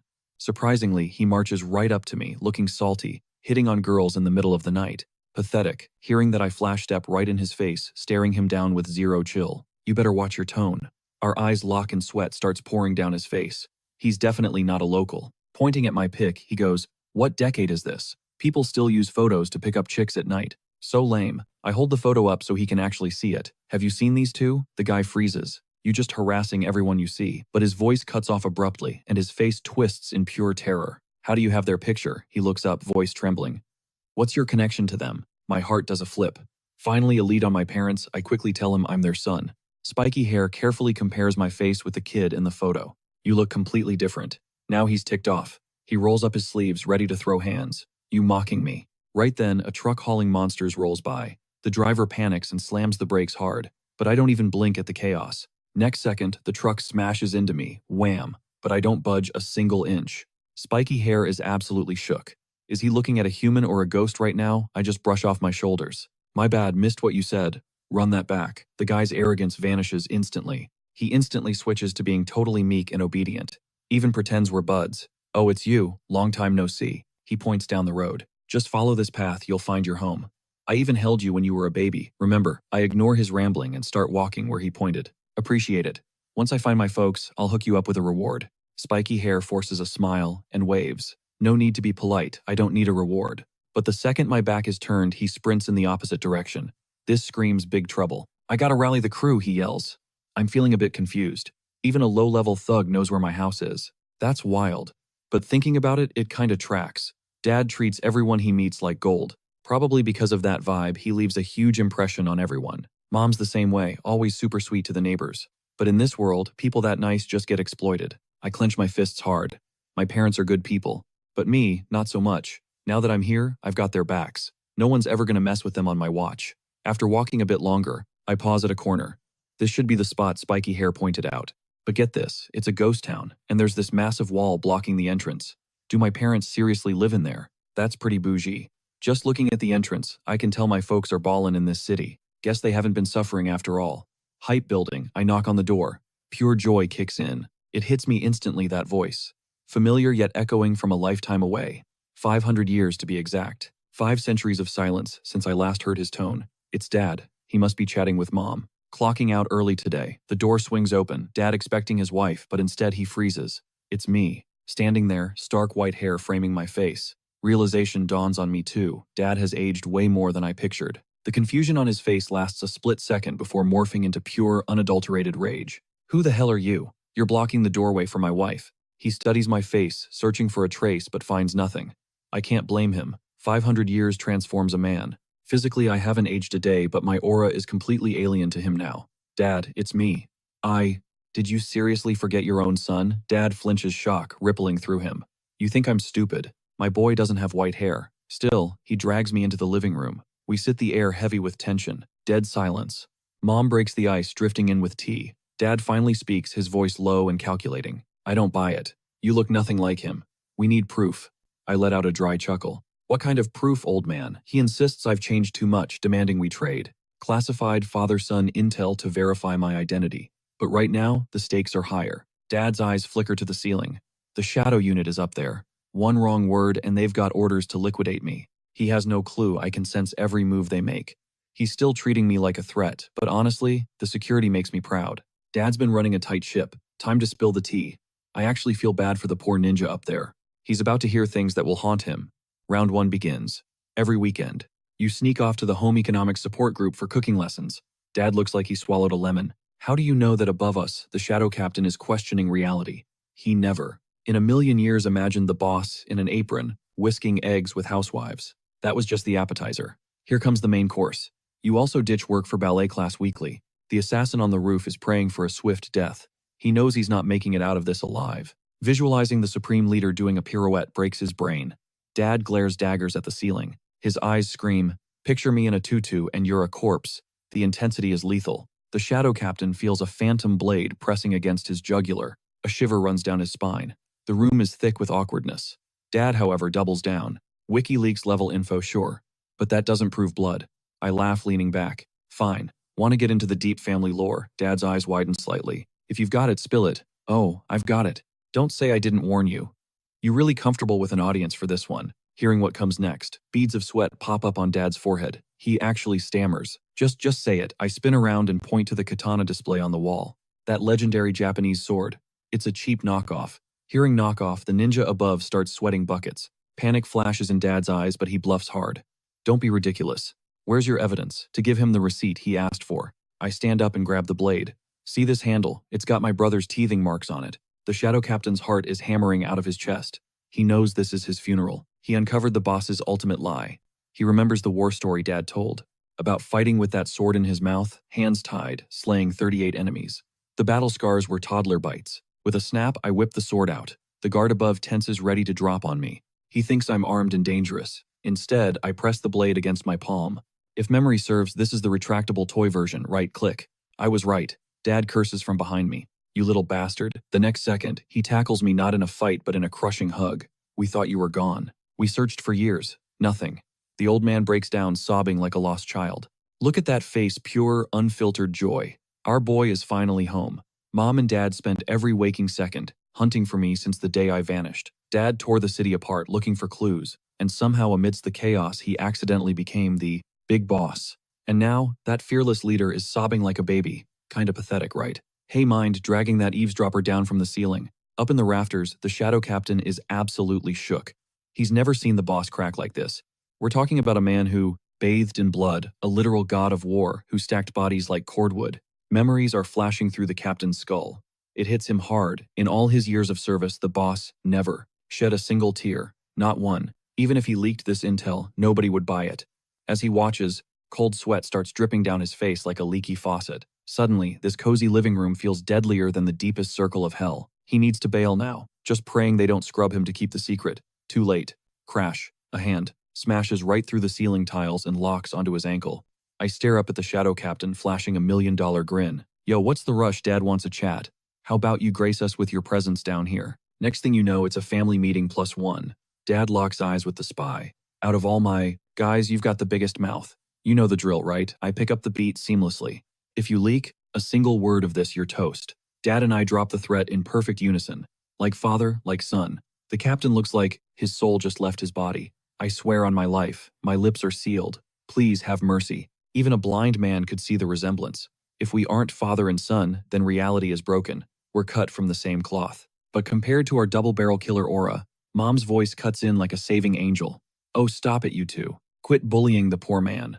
The captain looks at her with puppy dog eyes, totally grateful. He thinks she's the safe one. Big mistake. Sure, Mom's smiling, but there's a demon hiding behind those eyes. But seriously, she whispers, utter a single syllable, and even I can't save you. The captain nods so hard his neck might snap. I've already forgotten brainwiped. Gone dad suddenly snaps, at Mom face red. Great, I'm just glad you didn't tell him about my snoring or the gas issues. Honey, Mom sighs. You just outed yourself. Why? Watching this chaotic banter, I can't help but crack a smile. This is exactly what I craved for 500 hellish years in the abyss. It's finally real. I'm back, and my family is breathing. Mission objective updated. Protect them at all costs. Suddenly, my senses tingle. Something's moving. Outside. Bam. The front door flies off its hinges, kicked in by some punk with spiky hair. He's flanked by a squad of ugly-looking goons. Boss, we got trouble. Some white-haired freak is hunting for you. Dudes. A monster. He literally wrecked a truck. But as Spiky scans the room, his jaw hits the floor. He didn't expect to see the freak sitting calmly with the boss. I shoot him a lazy glance over my shoulder. So, this white-haired freak, you wouldn't happen to be talking about me, would you? Spiky freezes. He squints, connects the dots, and realizes I'm the exact nightmare from his report. All the blood drains from his face. B-boss, that's him, he stammers. That's the monster. A truck slammed into him and the truck got totaled. Then he tries to act tough voice. Cracking. Listen, you might be strong, but we've got the numbers. You can't take us all, but look down, his legs are shaking like jelly. Me, I'm cool as a cucumber. Spiky keeps yapping. What did you do to our boss? Are you with the Tiger Roar Guild? I reach out and clamp my hands on his trembling knees. Chill out, I say. Stop vibrating, it's annoying. I stand up, letting a fraction of my killing intent leak out. The room temperature drops. I pat his shoulder. Looks like one of yours, Dad. Want to do the intros? Dad bursts into a hearty belly laugh, tension gone. Relax, boys. Meet my son Choi Yuk-do. He's been missing for 5 long years, but he's finally back. As for his current power level, it's Dad freezes, record scratch. Silence. Dad realizes he has zero clue how strong I actually am. Major parenting fail right there. He's been totally out of the loop. But with his goons watching, he can't look confused. He's got to save face. I step in to save him, dropping a bomb that nearly stops their hearts. I don't have a system. Never did. So levels. No idea. The goons gasp. You survived the fallen zone for 5 years. Without a system. No system. How are you even breathing right now? Spiky hair. Looks like his brain just short-circuited. He is completely shook. Rule number 1. No system, no service. You cap at level 10 max. You're basically an NPC. I actually chuckle at the guy. Okay, serious question though. Can a level 10 tank a semi-truck to the face? That sounds mathematically impossible. Long-hair chimes in from the back, skepticism dripping from his voice. Wait, didn't you say this kid was a beast? But a systemless rookie, spiky hair is spiraling. He's starting to think he hallucinated the whole fight. Maybe he took one too many hits to the head. Even though he's doubting, his gut tells him I'm dangerous. But the million-dollar question remains. Where is my interface? Fresh off the boat from the abyss, I'm clueless. This whole system thing is brand new to me. Hey, why don't you scan me, I ask. That freezes him solid. Then he breaks it down like I'm 5. You really don't get it. No system means you're flying blind on the basics. If you were plugged in, you'd see monster levels, health bars, the works. But other players, that's classified. Unless you have the inspection skill, everyone's a blank slate to you. Turns out that skill is a super rare drop. But guess who has it, my old man? I shift my gaze to Dad. Your turn, Pops. Read me. Can his fancy Earth skill read Abyss stats? The room goes dead silent as Dad starts swiping at thin air. To us, he's miming, but he's navigating his private HUD. I glance at Mom. You want to take a peek too? She just shakes her head, a soft smile on her face. I don't care about stats, she whispers. I just want my son back. But right as she finishes, what the dad's voice booms through the hall. His holographic screen is just glitching out. Question marks everywhere. Error. Data not found. He's panicking, mashing the refresh button like a madman. Nothing. Same result every time. Dad holds up 2 fingers. Okay, 2 possibilities. 1, you really are systemless trash. Or 2, he swallows hard, looking terrified. Your level is so high it breaks my scanner. That sentence hits the room like a bomb. Everyone stops breathing. The boss is already a literal god of war. If the kid is stronger, that's terrifying. This is insane. Dad stares at the glitch. It reads your name, but everything else is redacted. That confirms it. It's option 2. You're not weak. You're off the charts. You survived 5 years in hell. A rookie would have been Monster Chow on day one. You're standing here, which means you've completely eclipsed me. Dad starts asking about the abyss and the PTSD hits. Shadows cross my face. Mom steps in immediately. Enough, she cuts him off. Stop treating him like a suspect. Our boy is home safe. We should be popping bottles, not running interrogations. She always knew I was a survivor. She knows I didn't just survive. I clawed my way back through blood and mud. It's okay now, she says. My vision blurs. 500 years of darkness just to hear her voice again. The nightmares of the abyss flash by, but hugging her worth every second of torture. I break down, ugly crying. I'm not leaving again, Mom. I'm here. I've got you. She collapses into my arms, sobbing like her heart is finally unbreaking. Tears like a waterfall. Even Dad wipes a tear. Then he turns to the goons. Get out. Family time. Now. Radio silence. Unless the world is ending, do not disturb us. Tonight I'm cooking up a feast fit for a king. Once the room clears out, it's just us. The vibe settles. Hey Ma, where's bro? Haven't seen him since I walked in. My gut twists. Mom waves it off. Don't overthink it, sweetie. He's alive and kicking. Just busy playing soldier. I'll ring him up for dinner. She pulls up a picture. I see him in full tactical gear looking rough. He's been on the front lines, she says quietly. Hunting monsters. Trying to avenge you. That sounds like him. My personal shield. Big bro never let anyone touch me when we were kids. We talk for hours. Finally, I ask Ma, you're kind of a big deal here, aren't you? She nods. She winks. You could say that. Awakened a full priest class. I basically run this town. They're totally loyal to my commands. Plus, I'm a top-tier healer with a stacked kit. I can drop some massive support buffs. But the real kicker, I've got prophecy. Hearing Mom drop that bombshell. I'm visibly shook. Since you're a priest, can you scan me for glitches? But Mom shuts it down. She can't read my stats because she lacks that specific skill. Then how did you know I was coming back? You even prepped my room with fresh gear and a letter. Mom cups my face gently. Silly boy. Didn't I just tell you I can see the future? I saw a vision of you walking through that door. She chuckles. I told your dad you'd be back, but he wouldn't buy it. He was out there grinding from dawn to dusk hunting for you and somehow ended up running this whole place as the boss. Too bad prophets can't spoil their own fate without getting hit by a nasty penalty. The skill is bugged with restrictions too. I have to meet specific conditions before I can cast it again. Meanwhile, a squad of uninvited guests pulls up outside. The leader's rocking a gnarly scar across his face. Dad spots them and marches out with his crew to intercept. Welcome back, old friend. This guy is Han Tae-san, the vice prez of the United Guild. Catching his vibe, Dad gets curious. Why the long face? Something go down. Dad steps into his personal space and lowers his voice. Spill it. I sent a covert team to dig around. And Han Tae-san whispers back. It's just like you thought. Tiger Roar is in bed with the military. Boss, we gotta move. We handed over the monster loot to the army like always, but that suit with the clipboard started nitpicking the inspection. Claimed our kills were too damaged to accept. Always with the lame excuses. They toss us peanuts for points, then report the full amount to their higher-ups. We track the paper trail, all the shade leads right back to Tiger Roar. Dad nods, the pieces clicking into place. Got it. Matches my hunch perfectly. If Tiger Roar is playing dirty, instead of staying neutral, things just got messy. But we can't just sit here and get walked all over. The town's future is on the line. Dad doesn't look fazed though. Worst case scenario, we throw hands. First, priority feed the boys. In a flash, Dad extends his hand and a sword materializes, right in his grip. After we eat, I'm paying a personal visit to Tiger Roar, and ending this drama for good. Dad's eyes are practically glowing with killer intent. Time to show them the United Guild isn't soft. Hearing the name Tiger Roar, my gaze turns icy. Thanks to that black fragment, my stats are overclocked. Strength is up, but my senses are on another level. I can pick up audio from miles away. Seems those bandits I trashed earlier are on the Tiger Roar payroll too. I glance at Dad. Since he's heading over to negotiate, I'm low-key worried, because I haven't seen his current power level. I kick the door open and block his path. We eating, I'm starving. Mind if I crash dinner? Post-meal plan, I'm rolling with Dad to Tiger Roar. I need to see who has the guts to mess with us. Han Tae-san looks totally lost though. This white-haired kid standing there is leaking a heavy aura, but Han's never seen me around town. Dad quickly steps up to introduce me as the son who went MIA for 5 years. Name's Choi Yukdu. Sadly, he never awakened a system. Han Tae-san is floored. 5 years outside without a system, how is that even possible? His shocked eyes lock onto mine. No system means he's a civilian. Normies usually get wiped out in 3 days out there. Unless he has elite-based stats and god-tier survival skills. Then maybe. But with 0 combat skills, the second a fight breaks out, he's dead weight. Han Tae-san buries those thoughts and lets out a hearty laugh, saying, that's incredible news, but since you just got back, you should sit this raid out and just get some rest. Dad is totally on board with Hante-san telling me to just chill at the crib and keep Mom company. Mom chuckles, backing him up. She's all like, listen to your father, pointing out I haven't even gotten the grand tour of our place yet. I can't shake the feeling that they still see me as some average Joe. I guess that tracks though.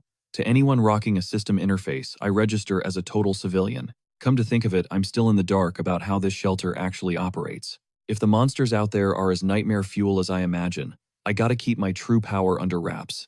Can't drag my folks into the crossfire. So I nod, playing the good son. In that case, the uncles should roll out with Dad.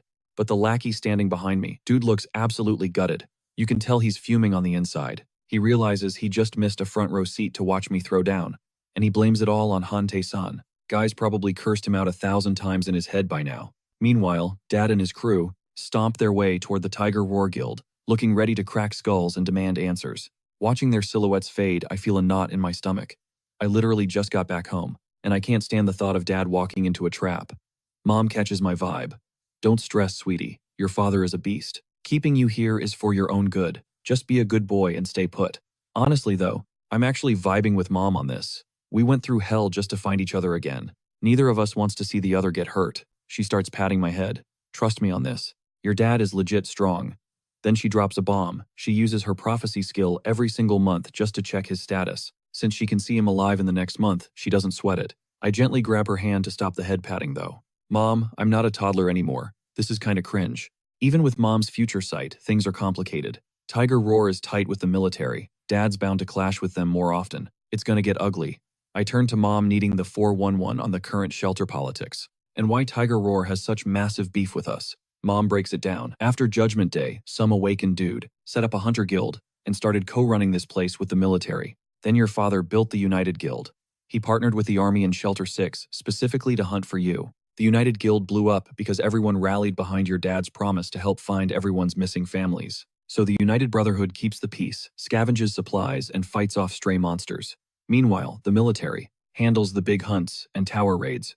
Your father is a gentle soul, which is exactly why he refuses to send his people into the rifts. That strategy kept the peace for 4 years. They dodged the heavy danger while slowly building up their army.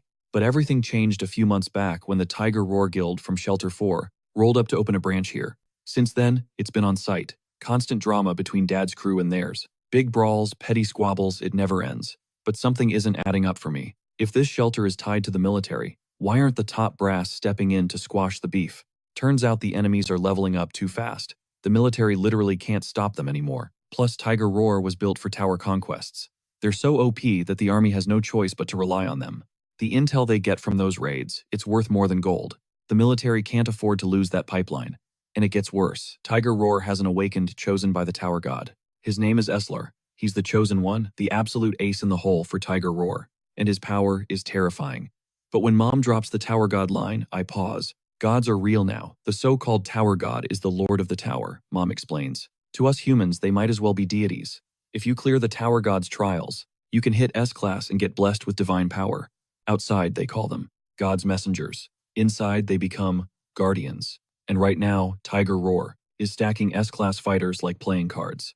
Since every S-class is a walking nuke, Tiger Roar just gobbled up all the neighboring guilds instantly. Your dad's guild is loved by the people, sure, but they haven't conquered a single tower. Torre, we're the only squad in the Alliance fighting without a designated healer. Honestly, that's a massive red flag. But something isn't adding up. If the United Guild is so beloved, why do they move like a straight-up criminal syndicate? Mom just laughs it off, claiming it's just their signature quirk. And suddenly, the whole picture snaps into focus. She's actually obsessed with that gritty gangster aesthetic, and the guild she helped build is dripping with that same mobster vibe. Don't stress about it, she tells me. As long as everyone's vibing, who cares? She gently shoves me toward the bathroom, insisting I take a shower and crash. We can talk strategy tomorrow. And hey, if you need someone to scrub your back, just holler. Like seriously, how am I supposed to relax with that weird offer hanging in the air? Once she leaves, the room goes silent, but my brain won't shut off. I activate my sensory radar to track her position. A surge of abyssal power ripples out from my core. My scan confirms that Mom has actually left the building. Look, I agreed to chill at home earlier, but I never imagined the situation was this critical. I need to get to Dad's side immediately. If I don't, I'll never forgive myself. I slide the window open. If I hustle, I can still intercept Dad. With a barely audible whisper, I launch myself into the night, vanishing instantly. But catch this, Mom is actually still home, watching my silhouette fade away. A complicated mix of emotions washes over her face. Everyone told you to rest, she murmurs, but you never listen. You're just as much trouble now as you were when you were a kid. Meanwhile, Dad is leading, his crew straight toward the Tiger Roar Guild, eyes locked on destruction. I'm trailing them from the rooftops, taking the high ground, to scout Dad's team. Since everything outside the central zone is pitch black, spotting him is a breeze.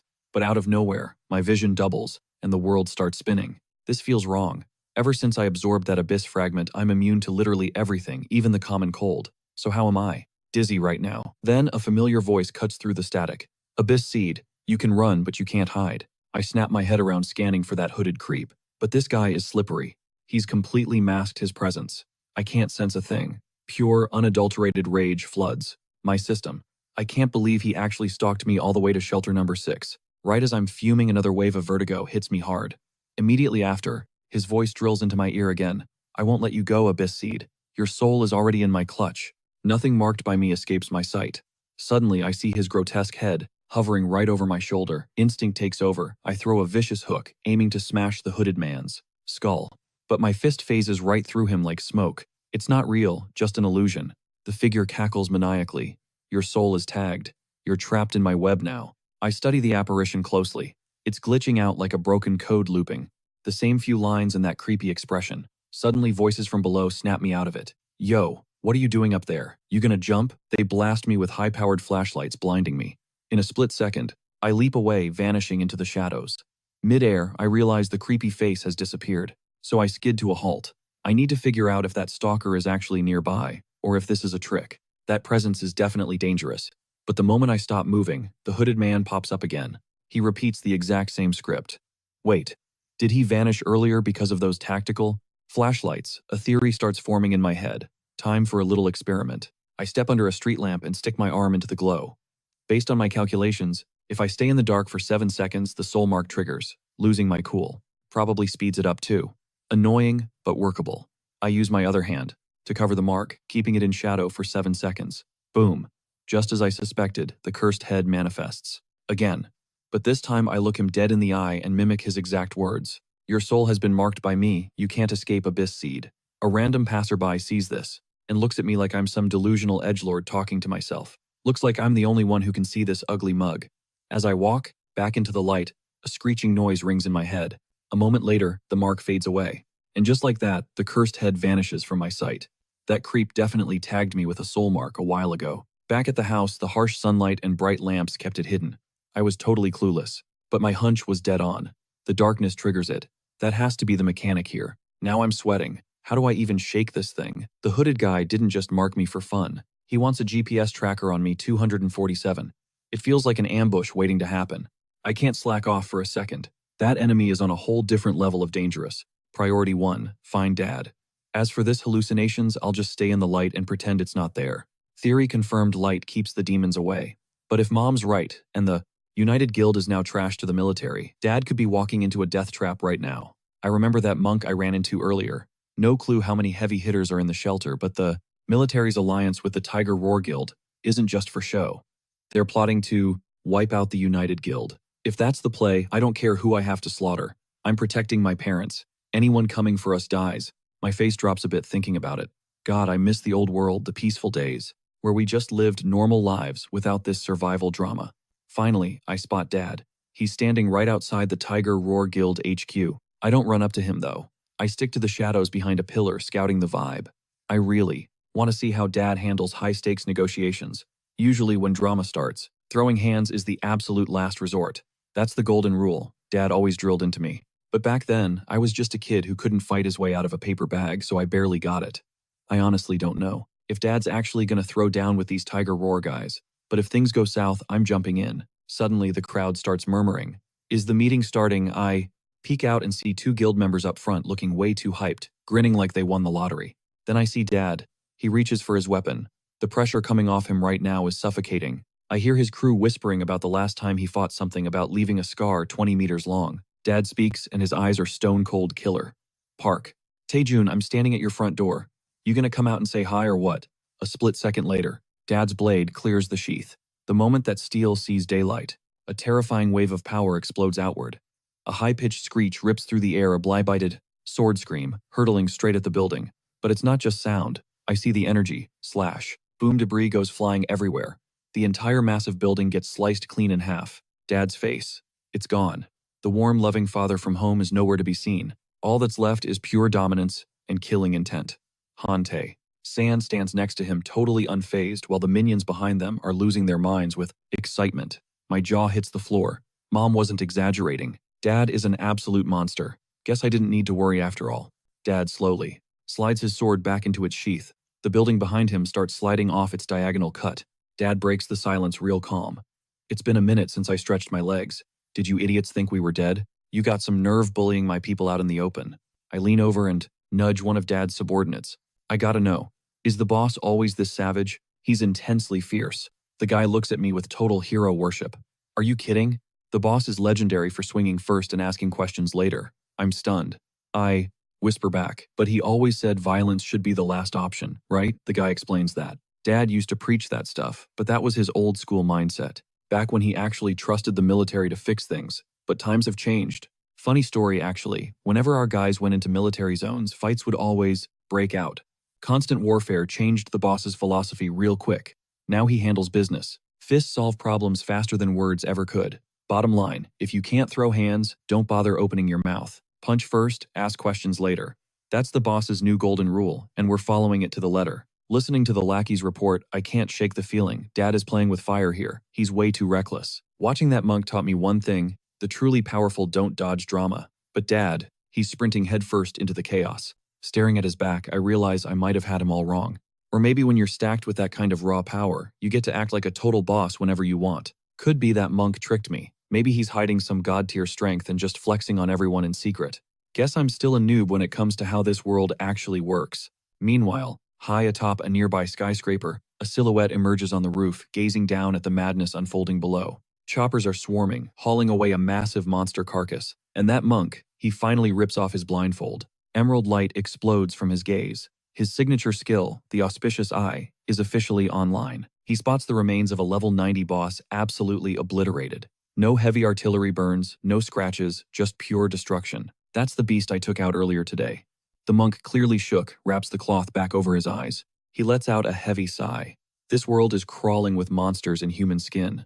Scary stuff. He knows he needs to watch his back now more than ever. Back on the ground, white smoke curls up from the building, Dad literally sliced in half. Dad's crew is posted up waiting for the head of the Tiger Roar Guild to crawl out and talk terms. A squad marches out led by a guy foaming at the mouth, screaming obscenities and calling Dad every name in the book. He barks, "You think we're living in the past? This ain't the old days when the shelter was just being built, old man." That strikes a nerve. Dad's face darkens with bad memories, and he snaps back instantly. Yeah, things changed all right. Mostly because roaches like you started crawling out of the woodwork. Dad doesn't wait for a retort, he just casually tilts his blade light, catching the edge. I should have ended you back then. Would have saved me a massive headache today. The guy doesn't flinch. He smirks. So why are you just standing there? Do it now, or are you too scared? Dad loses it. Veins bulge on his forehead as he roars.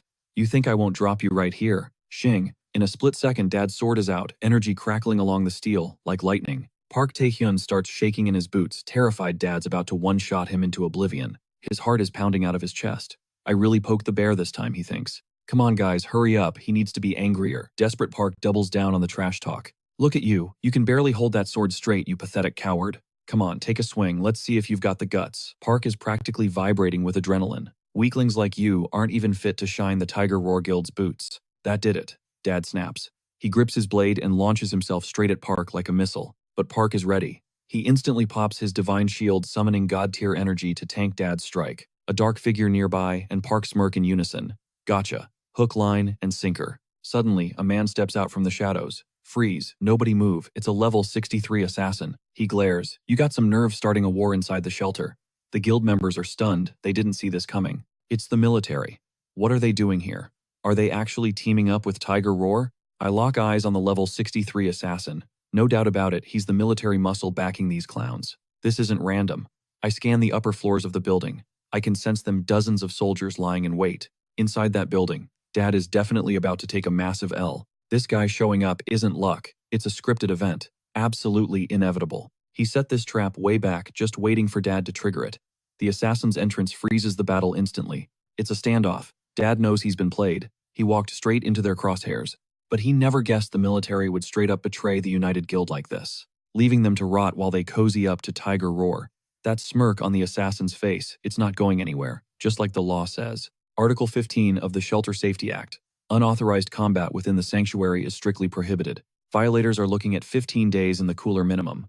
Worst case, summary execution. You will comply. And just like that, the pieces click for Dad. It's a setup. Step 1. Poke the bear until he snaps. Step 2. Wait for him to swing back. Then slap the cuffs on him legally.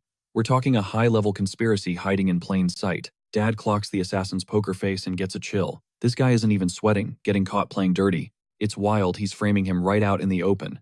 Dad knows the drill once he's behind bars. His sentence magically gets extended, or, oops, he suffers a fatal unfortunate accident in his cell. Getting captured isn't an option. It's a death sentence. The Tiger Roar Guild would strip his territory clean and liquidate his assets before the ink dries. While he rots in a cell, his wife and kid become open targets for total calamity, total nightmare fuel. But why is the military pulling strings to wreck the balance? Smells like an internal power struggle among the brass. If that's true, this goes deep. Dad doesn't have the full picture yet, but one thing is crystal clear: he can't give them an inch.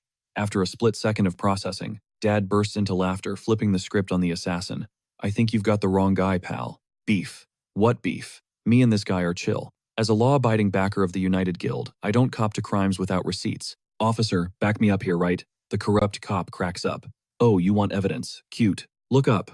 See that fresh slash on the wall? That's your signature, buddy. You carved that little souvenir just seconds ago. That's not evidence. Dad starts playing dumb instantly. You gotta be kidding me. Officer, how does a scratch on the wall prove anything? Dad starts frantically spinning a yarn. I was just, stress testing the structural integrity. Safety first, right? If this building is a hazard, I gotta text my contractor buddy to fix it as soon as possible. But the cop isn't buying it. He steps right into Dad's personal space and drops his voice to sub-zero. You still don't get it. You don't call the shots here, I do. If I say it's evidence, then it's evidence. You started a brawl in my shelter. Don't like it. Feel free to file a complaint. Boom. Out of nowhere, over 100 hunters flood the building, laser sights locked on us. The assassin smirks, looking like he just won the lottery.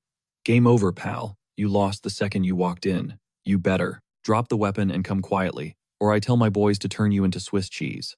Dad's stomach drops. He knows he can tank the bullets, but his crew, they'll get shredded in the crossfire. His squad realizes they're trapped, and panic sets in. You dirty rats, ambushing us like this. The crew screams at Dad, refusing to back down. Don't give in, boss. We'd rather die fighting. Let's take him with us to hell. But Dad's face is stone cold serious. He's stuck between a rock and a firing squad. This military setup is tight. His guild mates behind him are already prepped to go out in a blaze of glory. But Dad raises a hand. Hold your fire. We're in close quarters. They won't risk hitting their own. The level 63 assassin chuckles.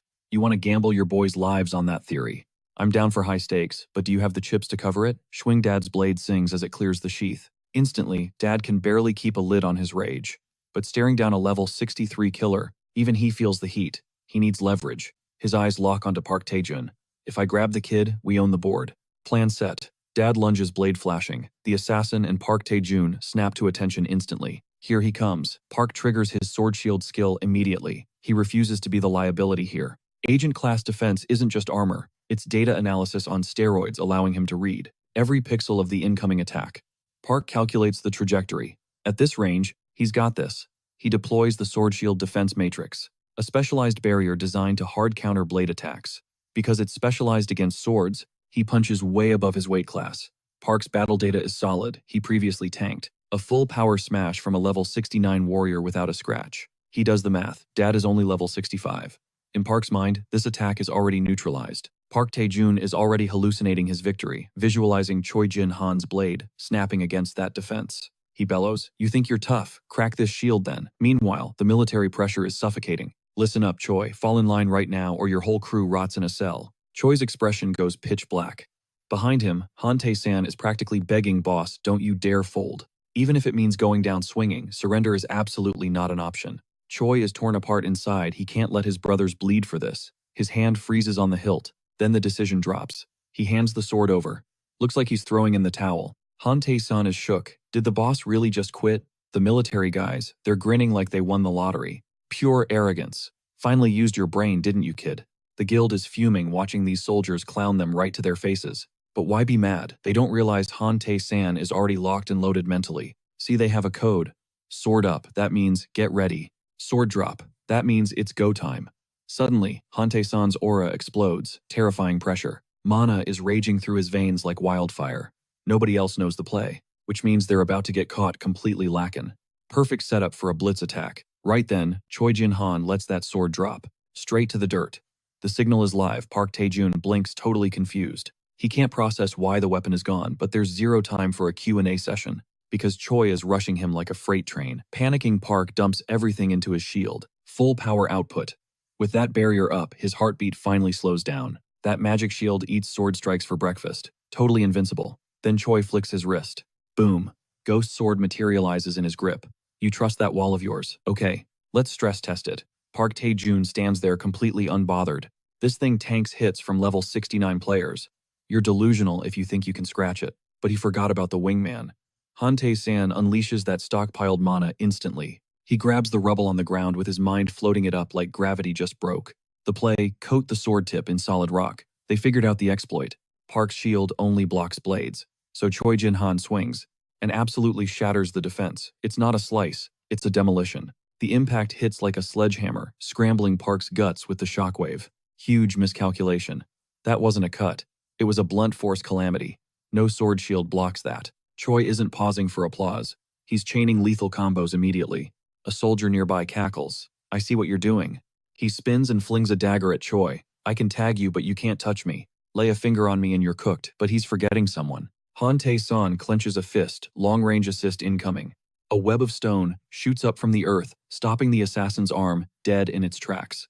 The assassin is struggling. Those floating rocks have him completely boxed in. Park Tae-jun goes full panic mode. Choi is moving like a maniac. Fire, light him up now. The squad squeezes their triggers, unleashing hell. A wall of lead screams toward them. But Hante-san, he's already moving. 2 fingers to the sky. You think you can touch my boss? Bam. A stone wall erupts, blocking the bullets and sealing Park's escape route. Basically, Hante-san just built a cage so Choi Jin-han can solo this guy undisturbed. And Choi, oh, he is absolutely buzzing for the kill. The plan is simple: snag Park Tae-jun and use his life as leverage so the brothers can make a clean getaway. But just as Choi Jin-han's palm is about to make contact, Park Tae-jun's body dissolves into mist, vanishing like a literal shadow, leaving Dad clutching nothing but thin air. Choi Jin-han is totally shook. He has never seen a glitchy skill like this before. The officer cackles like a villain. My shadow trap snagged him the second that shield cracked. He was marked by my residue magic. Basically, he just met the unlock conditions for the assassin ultimate shadow trace.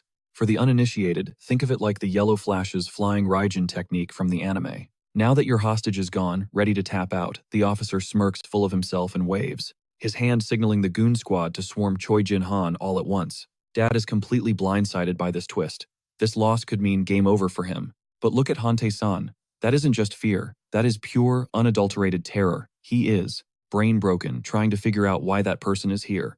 It is not just him. Even the soldiers are frozen stiff. The assassin is clueless, misreading the room completely. He does not get the vibes. What is the holdup? Why is nobody attacking? Before his words even land, I speak up. Did you just say, make a move against my father? My voice is heavy with an aura of death, instantly freezing the assassin in his tracks. Internal panic sets in. Did someone actually flank me without making a sound? Is this another high-level assassin? He glances back at me. He does not know my name, but he knows I am a threat.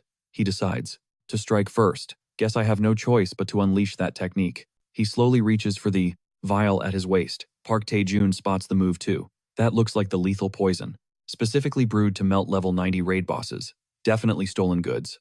The assassin goes full throttle, burning all his energy to break free from my suppression. Right then, I let my killing intent flood the room, summoning the power of the abyss to cloak me like armor. The guy is fast.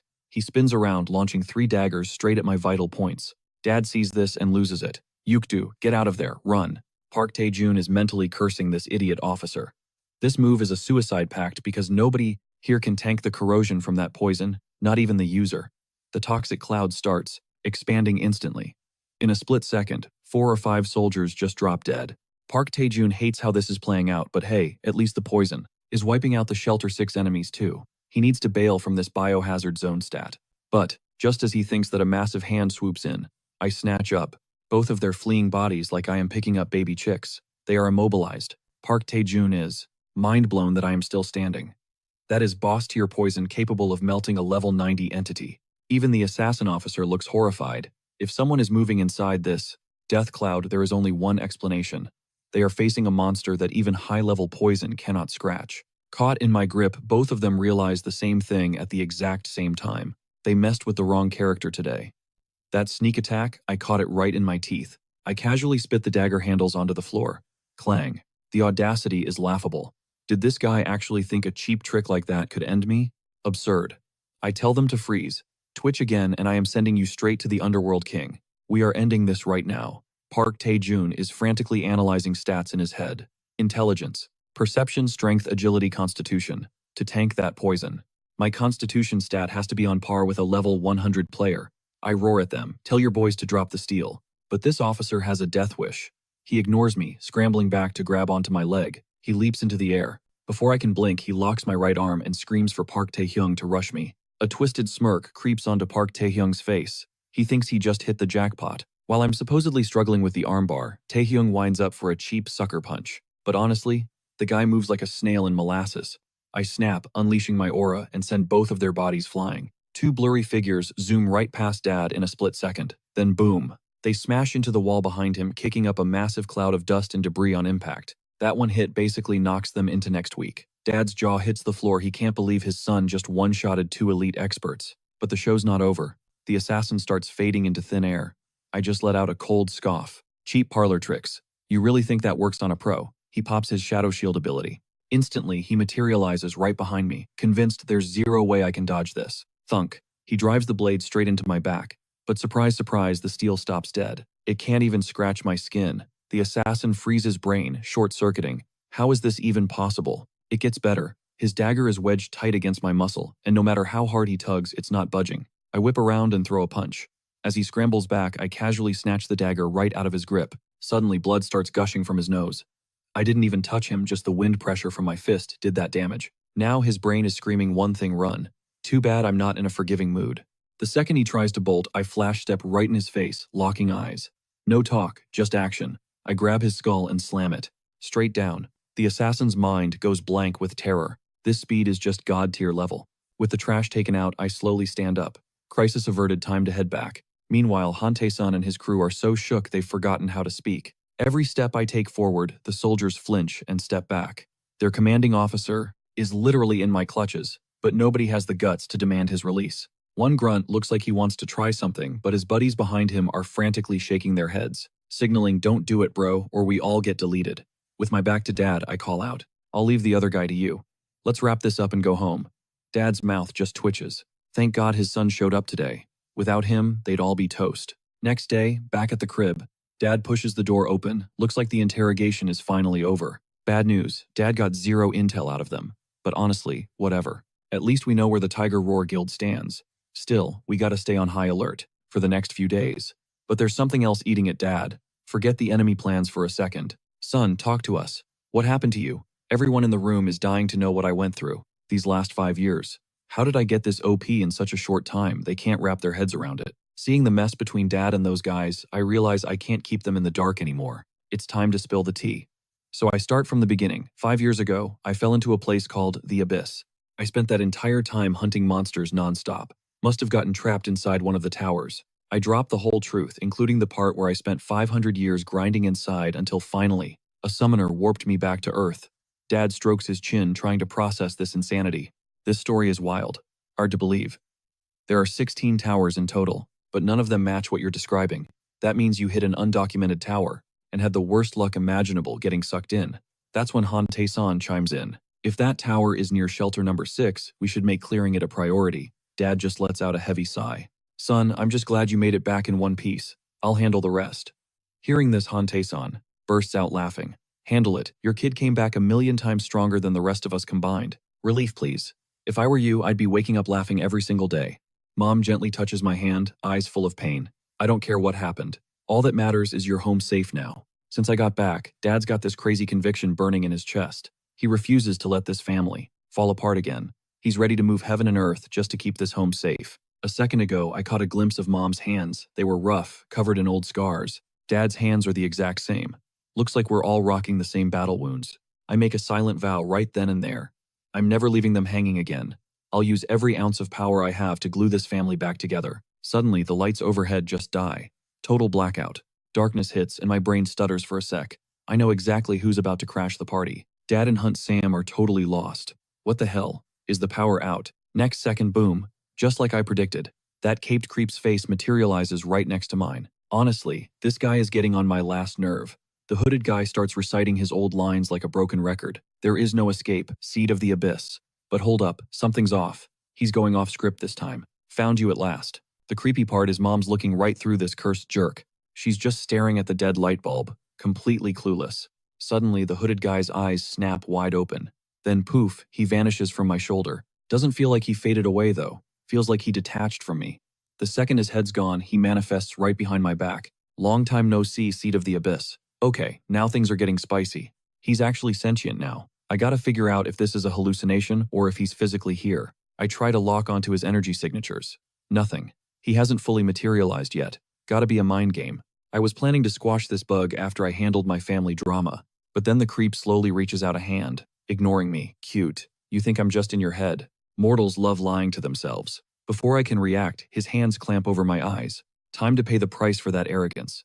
He pulls back and my vision goes dark. Literal black fog where my sight used to be. It's not just dark. Thick black smoke is pouring out of my sockets, leaking all over my body. I'm blind, which means this definitely isn't an illusion. What I don't see is everyone else in the room absolutely freaking out. Mom's voice cracks with panic. What's happening? Where is all this black smoke coming from? Dad clocks it immediately. Your eyes. They're just black voids. No whites, no pupils, nothing. What the hell is going on? Mom instantly casts her purification skill, trying to scrub this anomaly off me. But she hits a wall.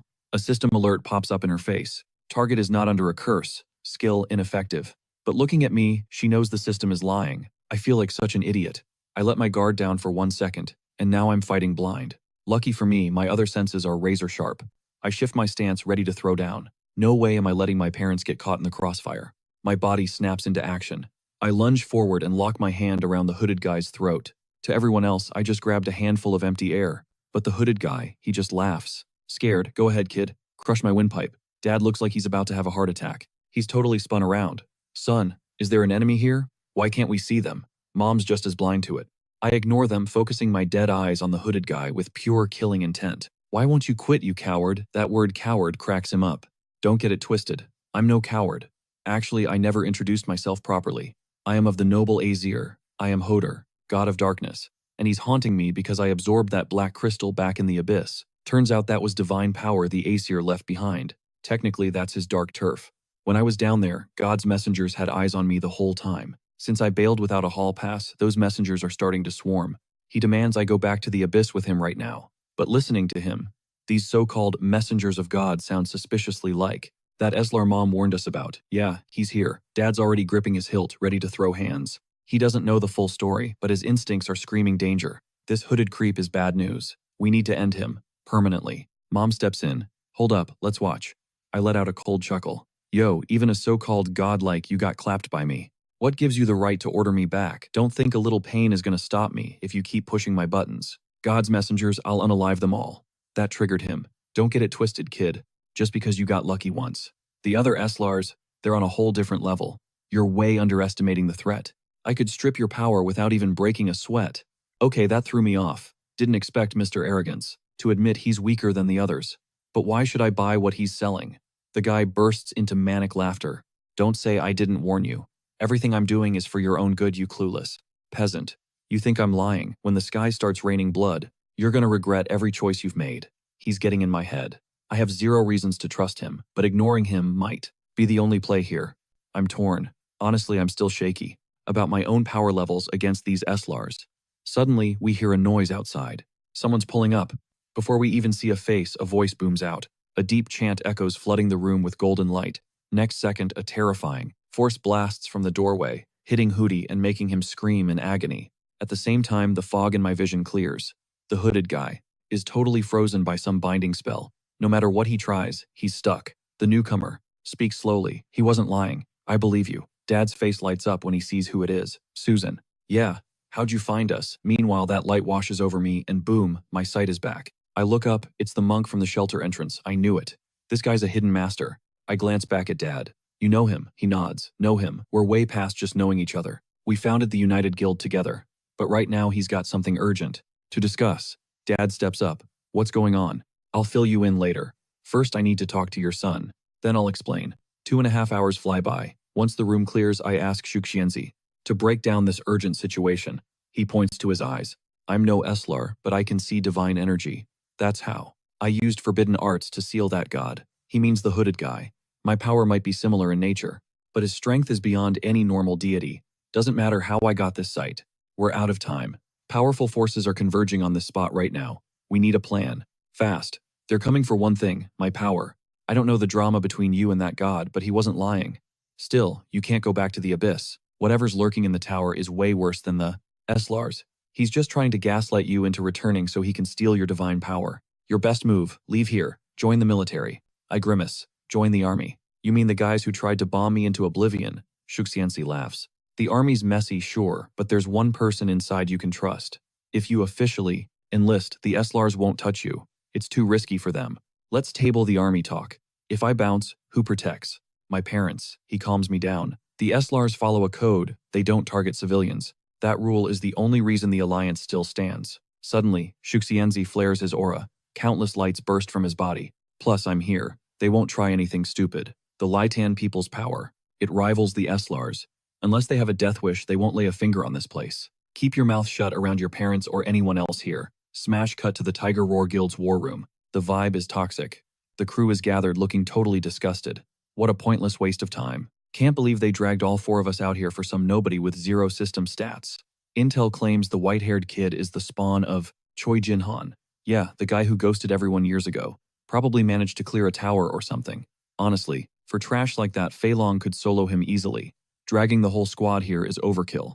Fei Long is not having it. Why am I stuck with cleanup duty? If he's such a scrub, you handle him. Just, as they're about to throw hands, a cool palm lands on Fei Long's shoulder.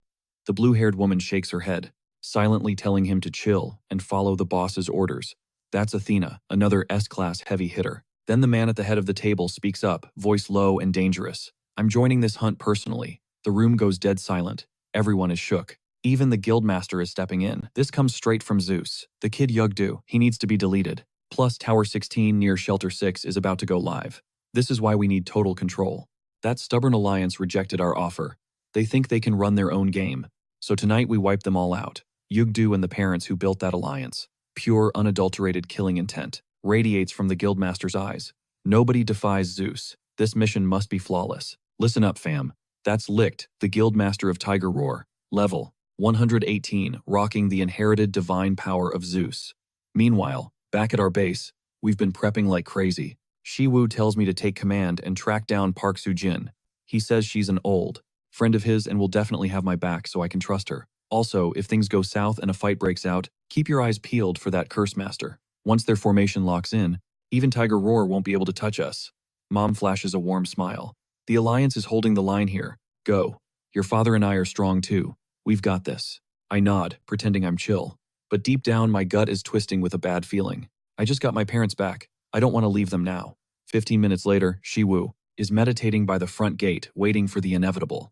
Suddenly, the leaves in the courtyard rustle, but there's no wind. It's a bone-chilling sound. The calm before the storm. It just shattered. Shiwu senses the shift instantly. A massive wave of divine power, mixed with bloodlust, is flooding the courtyard. They're here. Boom, pitch-black divine energy blasts through the gate. Through the smoke, 4 silhouettes stand at the entrance. Each one is radiating insane pressure. Straight-up S-class vibes from all of them. A brutal attack flies in, but Shiwu, he doesn't even flinch. One hand slams the ground. Golden Bell barrier activate. The moment that black mist hits the shield, it ricochets off harmlessly. It can't scratch him. Behind Shiwu, my parents and Hante-san stand ready. They're shook by the sheer power level. After a quick stare down, the 4 S-class hunters step forward, eyes screaming murder. This is actually terrifying. Shiwu never thought the Tiger Roar Guild would go this hard, deploying all 4 S-class elites. Insane. But wait, that's not all. Behind them, something else emerges. Another silhouette steps out of the shadows. The moment he reveals himself, the whole crowd drops to their knees in pure submission. You can feel the weight of his presence that isn't just fear. It's total reverence in their eyes. It's none other than Lich, the head honcho of Tiger's Roar, and the undisputed #1 hunter alive. Shuxianzi's gut is screaming danger. Even Lich showed up. Yeah, we are definitely in the endgame now. Lich gives the signal. Baigui doesn't hesitate, sweeping his hand through the air in a massive arc. Dark energy erupts from his palm, surging forward like a tidal wave. Everyone's jaw just hits the floor at the sheer power. That black fog twists into screaming demon faces, diving straight for Pops. He knows immediately this is bad news. The Spectre has already pinged every Alliance member's location. Even our stealth units just got exposed instantly. There's literally nowhere to hide. Pops triggers his detection eye to scan them, and the results leave him absolutely shook. Every single enemy is level 100 plus. Meanwhile, our squad is sitting between level 60 and 75. We're talking a massive power gap here. This isn't a fight, it's a massacre waiting to happen. One wrong move and it's game over. Shukianzi plays it cool, drawling, bit late for a visit, isn't it? What's the occasion? Baigui glances back at the boss. According to the spectral scan, the target isn't on the map. Lich steps up, cutting the act. Quit playing dumb. Tell me where he is. But Shukianzi keeps the poker face strong. Say what, you just roll up asking for him out of the blue. I have zero clue who you're talking about, Chief. That triggers Fei Long instantly. The guy has zero chill. He sneers, lip curling. You bald-headed fraud. Start talking right now or everyone here dies. I suggest you get smart fast. Fei Long's trash talk cracks Shukianzi's calm facade. Wow, someone definitely skipped etiquette class. Let me teach you some manners. Fei Long snaps back. I've always hated you, holier-than-thou monks. Show me exactly how you plan to discipline me. Little do they know, Mom has finished her prep work in the back. The gentle vibe is gone. Mom's eyes are locked in, radiating pure lethal intent. She pops the barrier and a cloud of greenish-black smoke swallows the enemy team whole. It's her signature debuff, a nasty curse designed to tank the opponent's stats. But the bad guys, they don't even flinch. They're just checking their system notifications like it's amusing. Fei Long is done waiting. He lunges at the monk. You pathetic worms. Trying to curse us. In a heartbeat, Fei Long is face to face with the monk. He's smirking, fully arrogant. Even with a curse, I can solo your entire trash alliance. And here comes the plot twist. Shukianzi casually opens his hand and catches Fei Long's punch cold. Fei Long freezes, eyes wide with shock. Shukianzi grins. You really don't get how we operate, do you? Let me show you real power. Fei Long checks his status and panics. His level just plummeted. He dropped from 100 down to 70, a massive 30-level nerf. Shukianzi chuckles darkly. Losing levels stings, doesn't it? Before Fei Long can react, Shukianzi slams a palm into his collarbone. Crunch. Fei Long gets launched across the room like a ragdoll, zero chance to counter. It's not just him. Every member of Tiger's Roar just got hit with that 30-level penalty. That's the curse mechanic, enter the zone, and your level drops by 50% of the caster's level. Now that the playing field is even, let's see how tough you really are. But Lich, the guy doesn't even blink. He actually starts laughing like a maniac. His arrogance spikes. Well, this just got interesting. He points to Athena behind him. You're up. Showtime.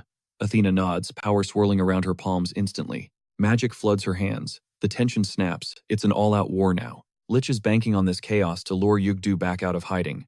Suddenly a wave of dust sweeps over them. Teleportation magic wraps around Pops and Shukianzi. Blink and you miss it, they're gone. Reappearing in a completely different zone, Athena's private arena.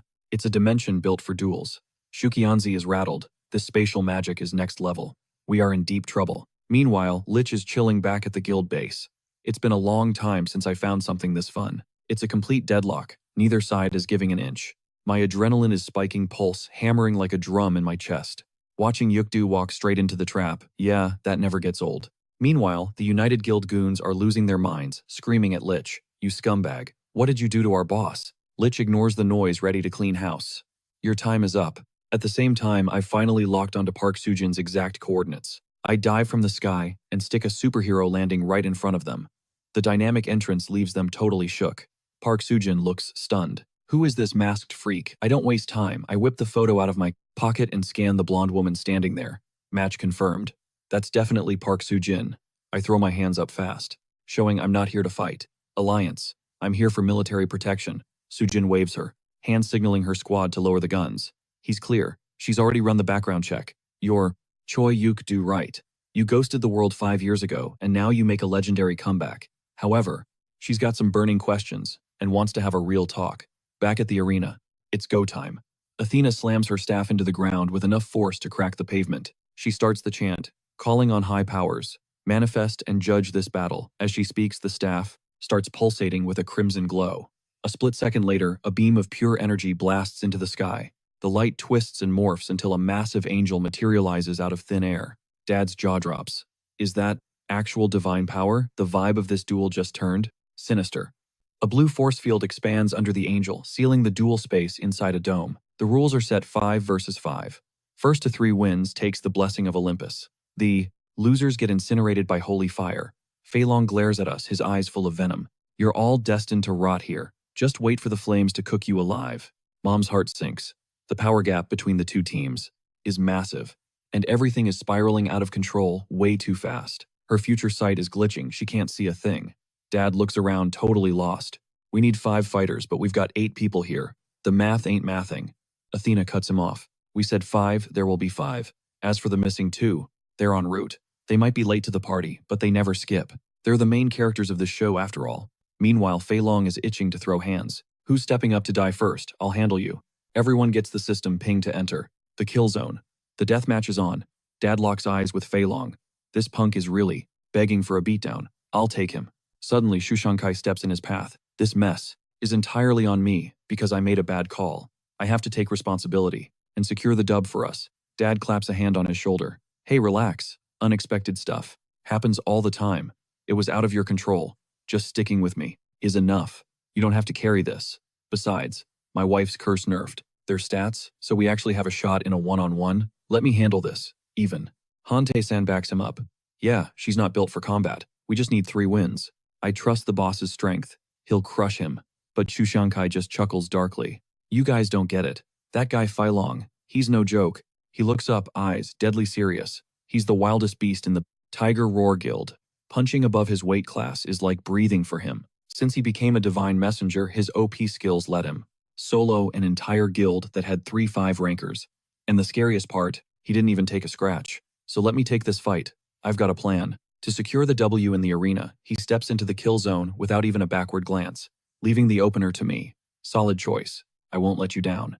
As his foot hits the dirt, he's ice cold. No nerves, just pure focus. And just like that, the first round of the arena showdown is about to pop off. The heavy hitters from both squads are ready to throw down.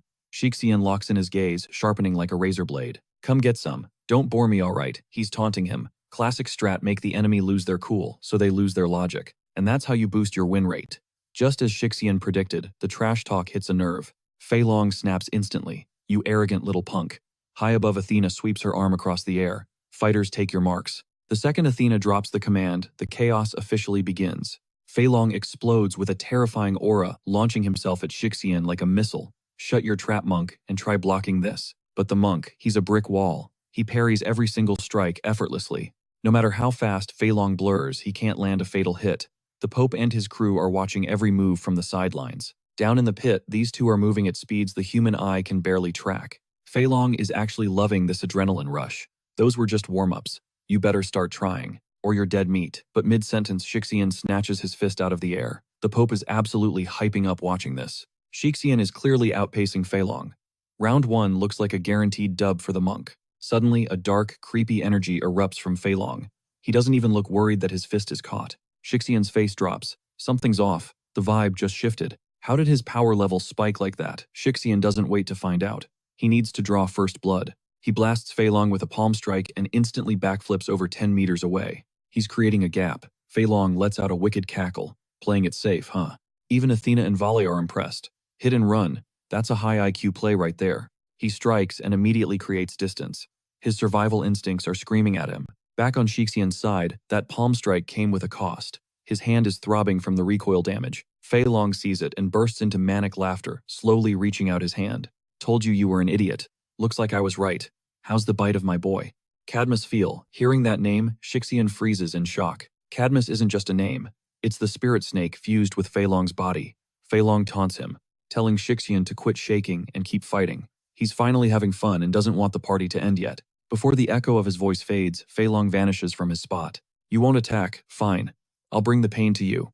Let's see if that defense holds up. Fei Long teleports right in front of Shixian, throwing a haymaker at his face. Shixian has to dodge. There's a literal snake coiled around Fei Long's arm. That reptile is snapping with lightning speed.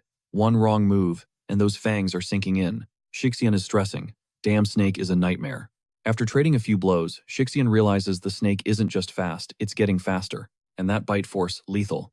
Shixian's eyes go wide with rage. You think a monk is an easy target. Boom, he smashes his other fist right into the snake's skull. But it was a trap. While the snake distracted, Shixian Fei Long ghosted around his defenses. Crash. Fei Long lands a heavy blow, sending Shixian skidding backward. Finally, a split second to breathe. But something feels wrong. The snake got faster, sure. But how did Fei Long get faster too? Then it hits him. He's been poisoned. It's not that they sped up. Shixian slowed down. His stats are tanking. Fei Long smirks, overflowing with arrogance. For a monk, you're surprisingly tough to kill. My Dragon Fang poison doesn't just drain you. It buffs me. Every drop of blood it takes fuels my power. In Fei Long's eyes, this poor monk is already walking dead.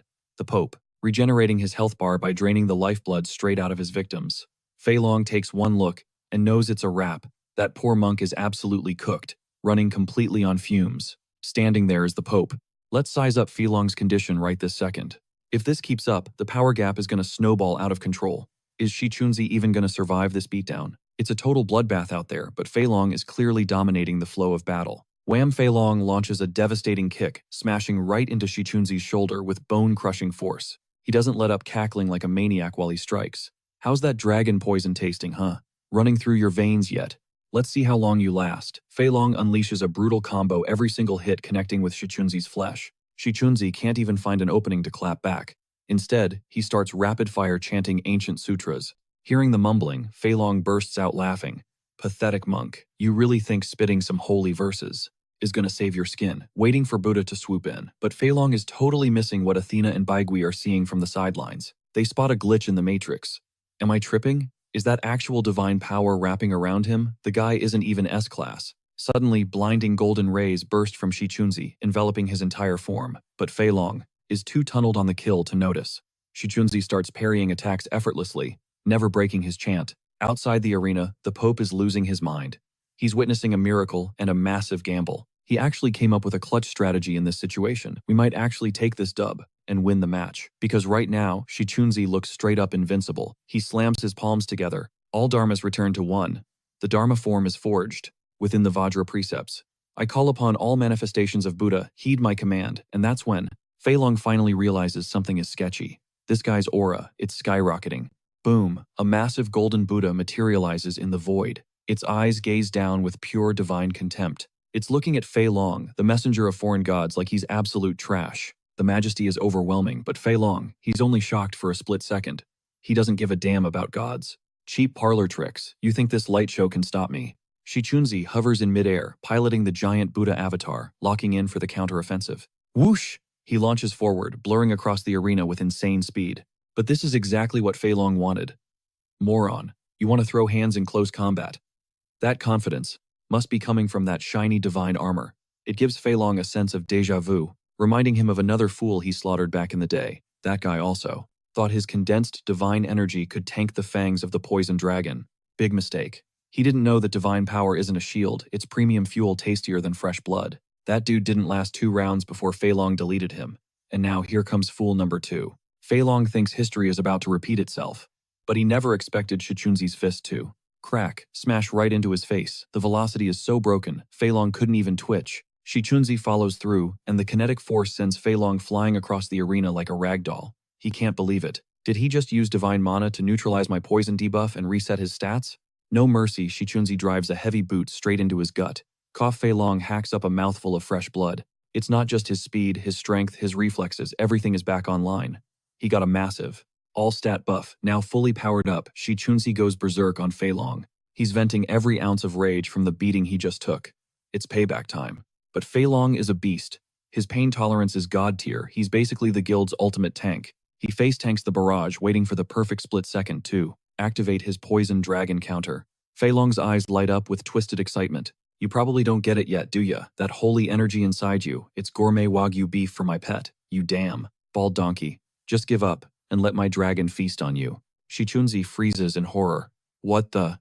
My divine energy. It's getting drained. Fei Long roars with laughter. Your power is mine now, checkmate. But Fei Long has no idea what's coming next. That massive dose of god-tier energy he just inhaled. Yeah, it's actually acting like a straitjacket. Pure terror washes over his face. He's glitching out, realizing he has absolutely zero clue what just hit him. Because right now, his ability to tap into that divine power has been totally bricked. He's locked out of his own system. Shi Chunzi just cackles, yo Mr. Arrogance, maybe don't pop the champagne before the game is over. Bam! He emphasizes the point with a brutal haymaker, right to the poison dragon. You're always calling me the idiot, but turns out you're the one holding the L. You probably didn't know, but this Rakshasa energy puts an insane strain on the vessel. Fei Long is absolutely shook.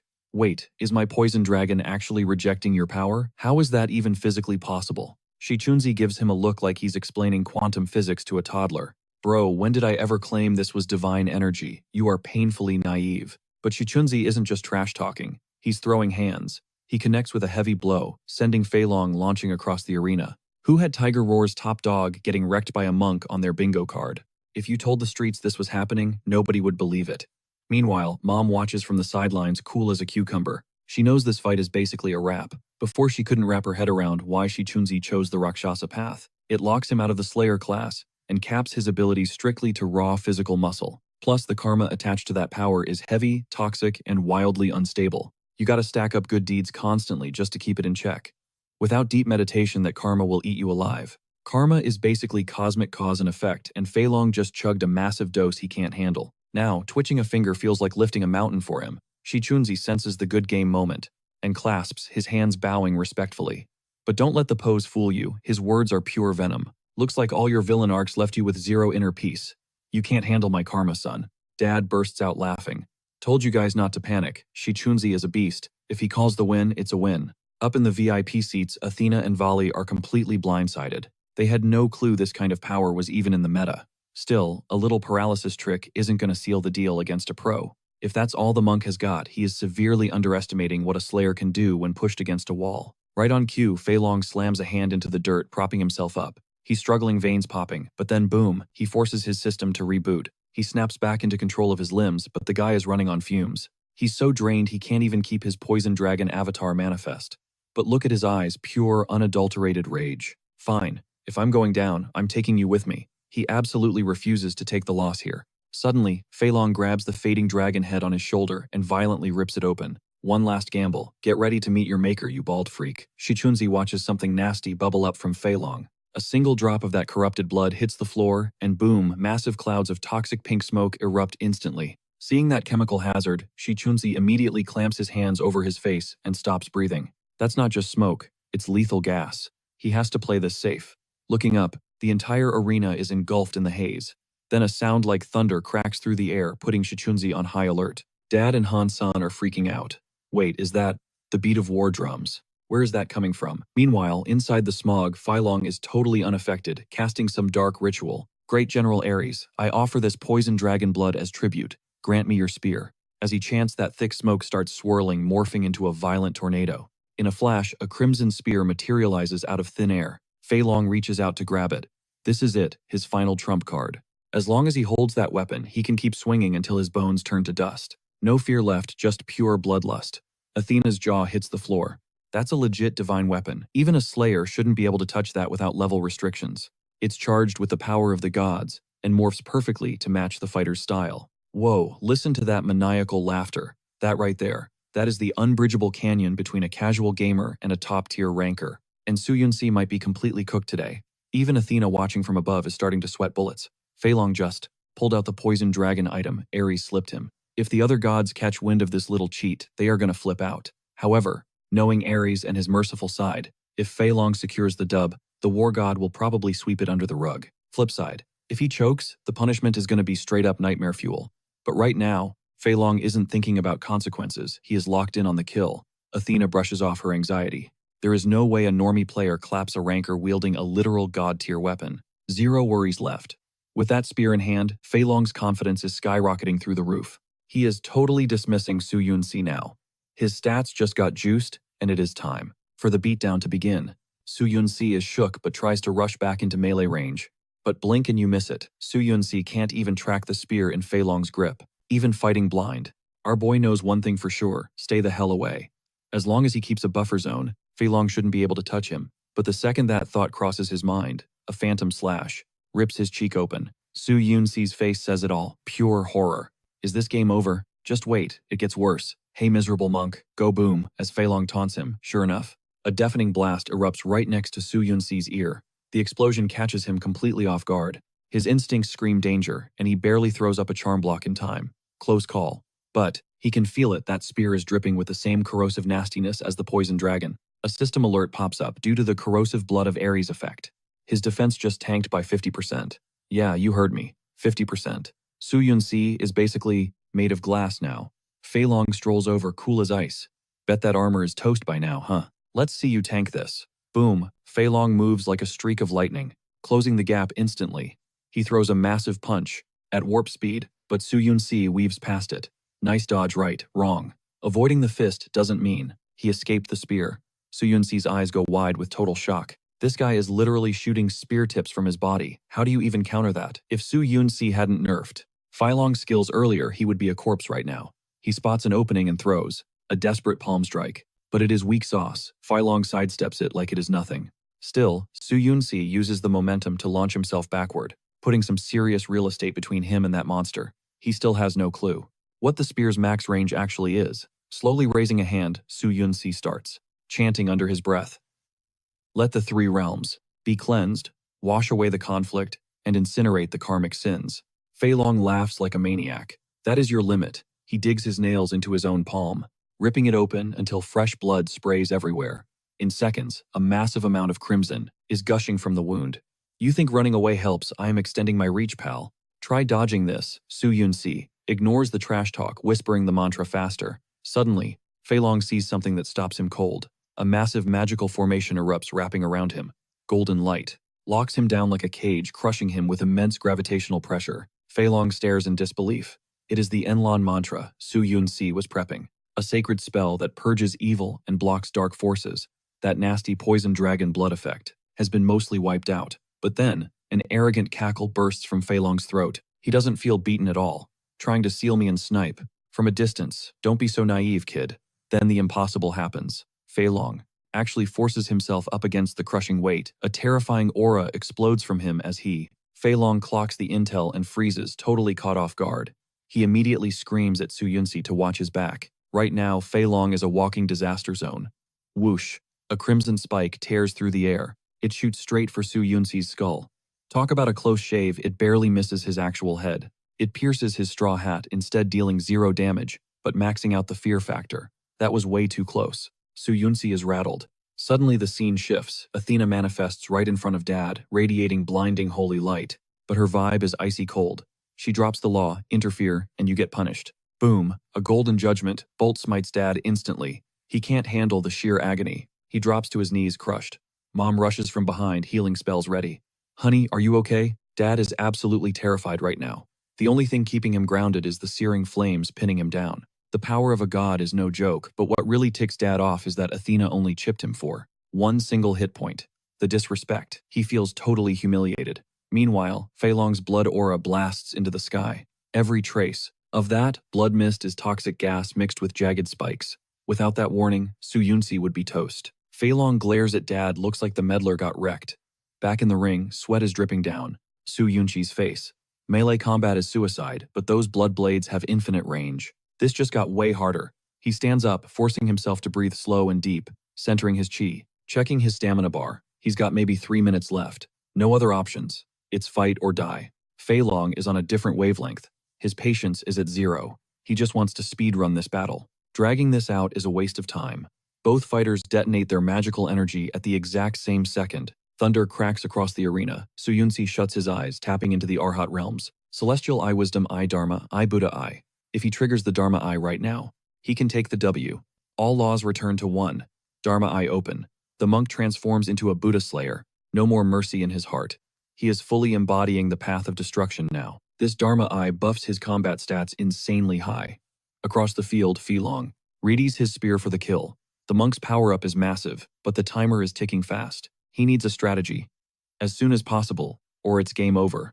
Su Yunxi locks his focus onto that spear. Wait, he spots something. There's barely any divine energy stored in that weapon.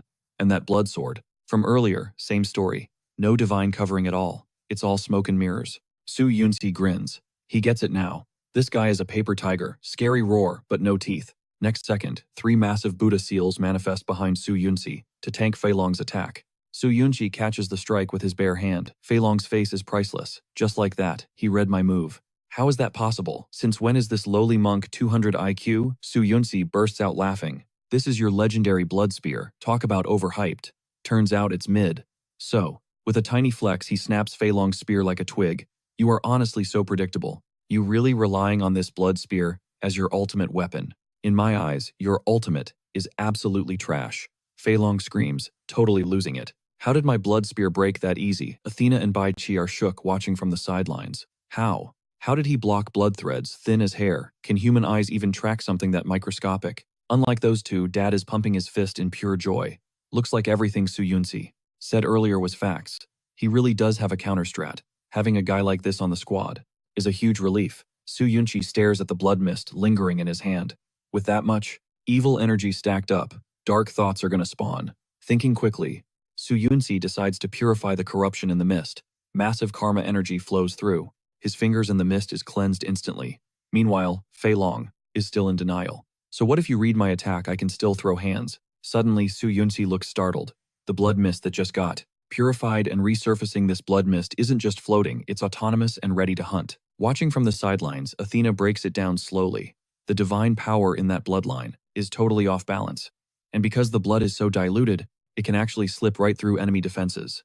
This crimson fog is morphing into a kill shot rushing frantically towards Shu Chen-shi. Athena and Vale are glued to the scene, dying to see how Shu Chen-shi handles this mess. In this clutch moment, Shu Chen-shi instantly snaps open the Dharma Eye. Massive gravitational force slams down on Fei Long, crushing him until he can barely stay on his feet. Fei Long looks absolutely savage. That blasted, wretched monk. He's still got a killer move hidden away. Right then, Shu Chen-shi reaches out a hand. Boom, the blood blades. Around him freeze dead in the air, unable to move an inch. All beings are bound by ignorance, chained by afflictions, falling into the three evil paths and enduring endless suffering. Outside the arena, Athena screams in panic. Watch out for that monk's eyes. He can track the flow of divine power. Fei Long is totally lost. What the heck kind of eyes are those? Athena drops some terrible news on Fei Long. Every single attack he is throwing is completely useless against this guy. Hearing this, Huntinson's jaw drops. Damn it, Athena actually decoded the monk's Dharma Eye that fast. He instantly looks up at the ghostly figure of goddess Athena floating above. That Athena over there is meddling in the fight. Aren't you gonna stop her, goddess? Athena looks troubled. As the referee, she can't let this slide. The Phantom points a finger at Athena with a warning. Do that again and you get punished. Huntinson is furious, cursing out loud. Isn't this blatant favoritism? Why did our boss get smacked with a penalty, while that woman on the other side just got a warning? But Papa cuts him off cold. It doesn't matter. Just watch the monk battle. As long as Shu Chen-shi takes the W, nothing else counts. Back on the battlefield, Shu Chen-shi keeps his hand raised. Wave after wave of gravity stacks up layer upon layer, crushing down on Fei Long's body, pinning him to the floor. Fei Long snaps at Athena. Shut your mouth, I don't need your help. A simple, lousy monk can't touch me. But he instantly pays the price for that trash talk, witnessing something straight up terrifying. The monk's aura shifts drastically as he starts muttering sutras. More importantly, a massive Dharma avatar actually manifests behind him. This thing has legendary origins. It is the sacred form of Fudo Myo, the phantom of the Dharma god. Even with just 10% of the original power, it is way too much for a regular climber to handle. Raging Fei Long is pushed to the brink of despair. Damn this monk, why do you always have an ace up your sleeve? Shu Chen-shi ignores him completely, continuing the chant. If this sutra is spoken, he shall manifest before us, clearing obstacles and granting peace. If sentient beings sincerely call my name. So Shu Chen-shi keeps devoutly reciting the invocation sutra. It is the first thing monks learn, but don't get it twisted, it is not weak. Actually, through manifestation, it buffs Fudo Myo's attack and defense by more than double. Pulling this off takes insane talent and grit. As long as he finishes reciting this sutra, he unlocks that 10% power spike. But there is a catch. It takes 30 seconds. During that time, he can't break focus for a split second. Otherwise, it is all for nothing. What he doesn't realize is that Fei Long's face is already twisted in pure rage. He starts flexing every muscle, secretly trying to break out of the gravity lock.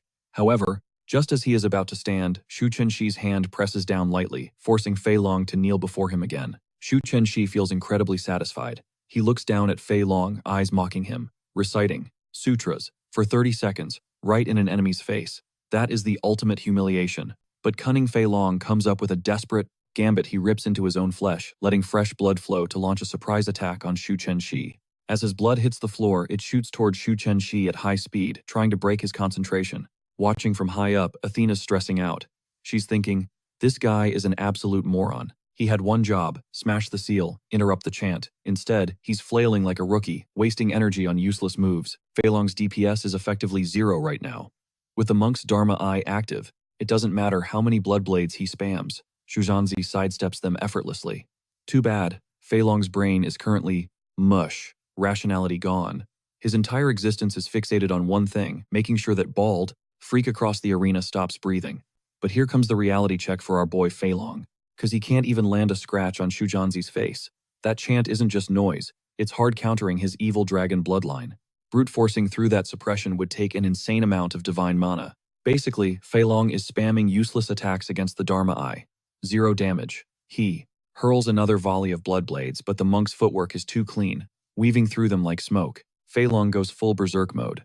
Meanwhile, Shuzhanzi's ult is loading 15 seconds left on the clock. Once that timer hits 0, it's game over for Fei Long. But hold up, plot twist incoming. Shuzhanzi starts crying blood. Literally. His eyes are cooked.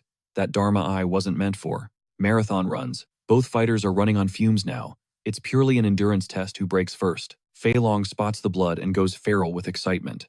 Since the monk is finally redlining, this is the one shot Fei Long has to clutch a comeback. He slams the ground, summoning a tidal wave of blood streams, just as Fei Long readies an all-or-nothing nuke, draining every drop of blood he has. The Fudo Mayo avatar above solidifies, looking terrifyingly real.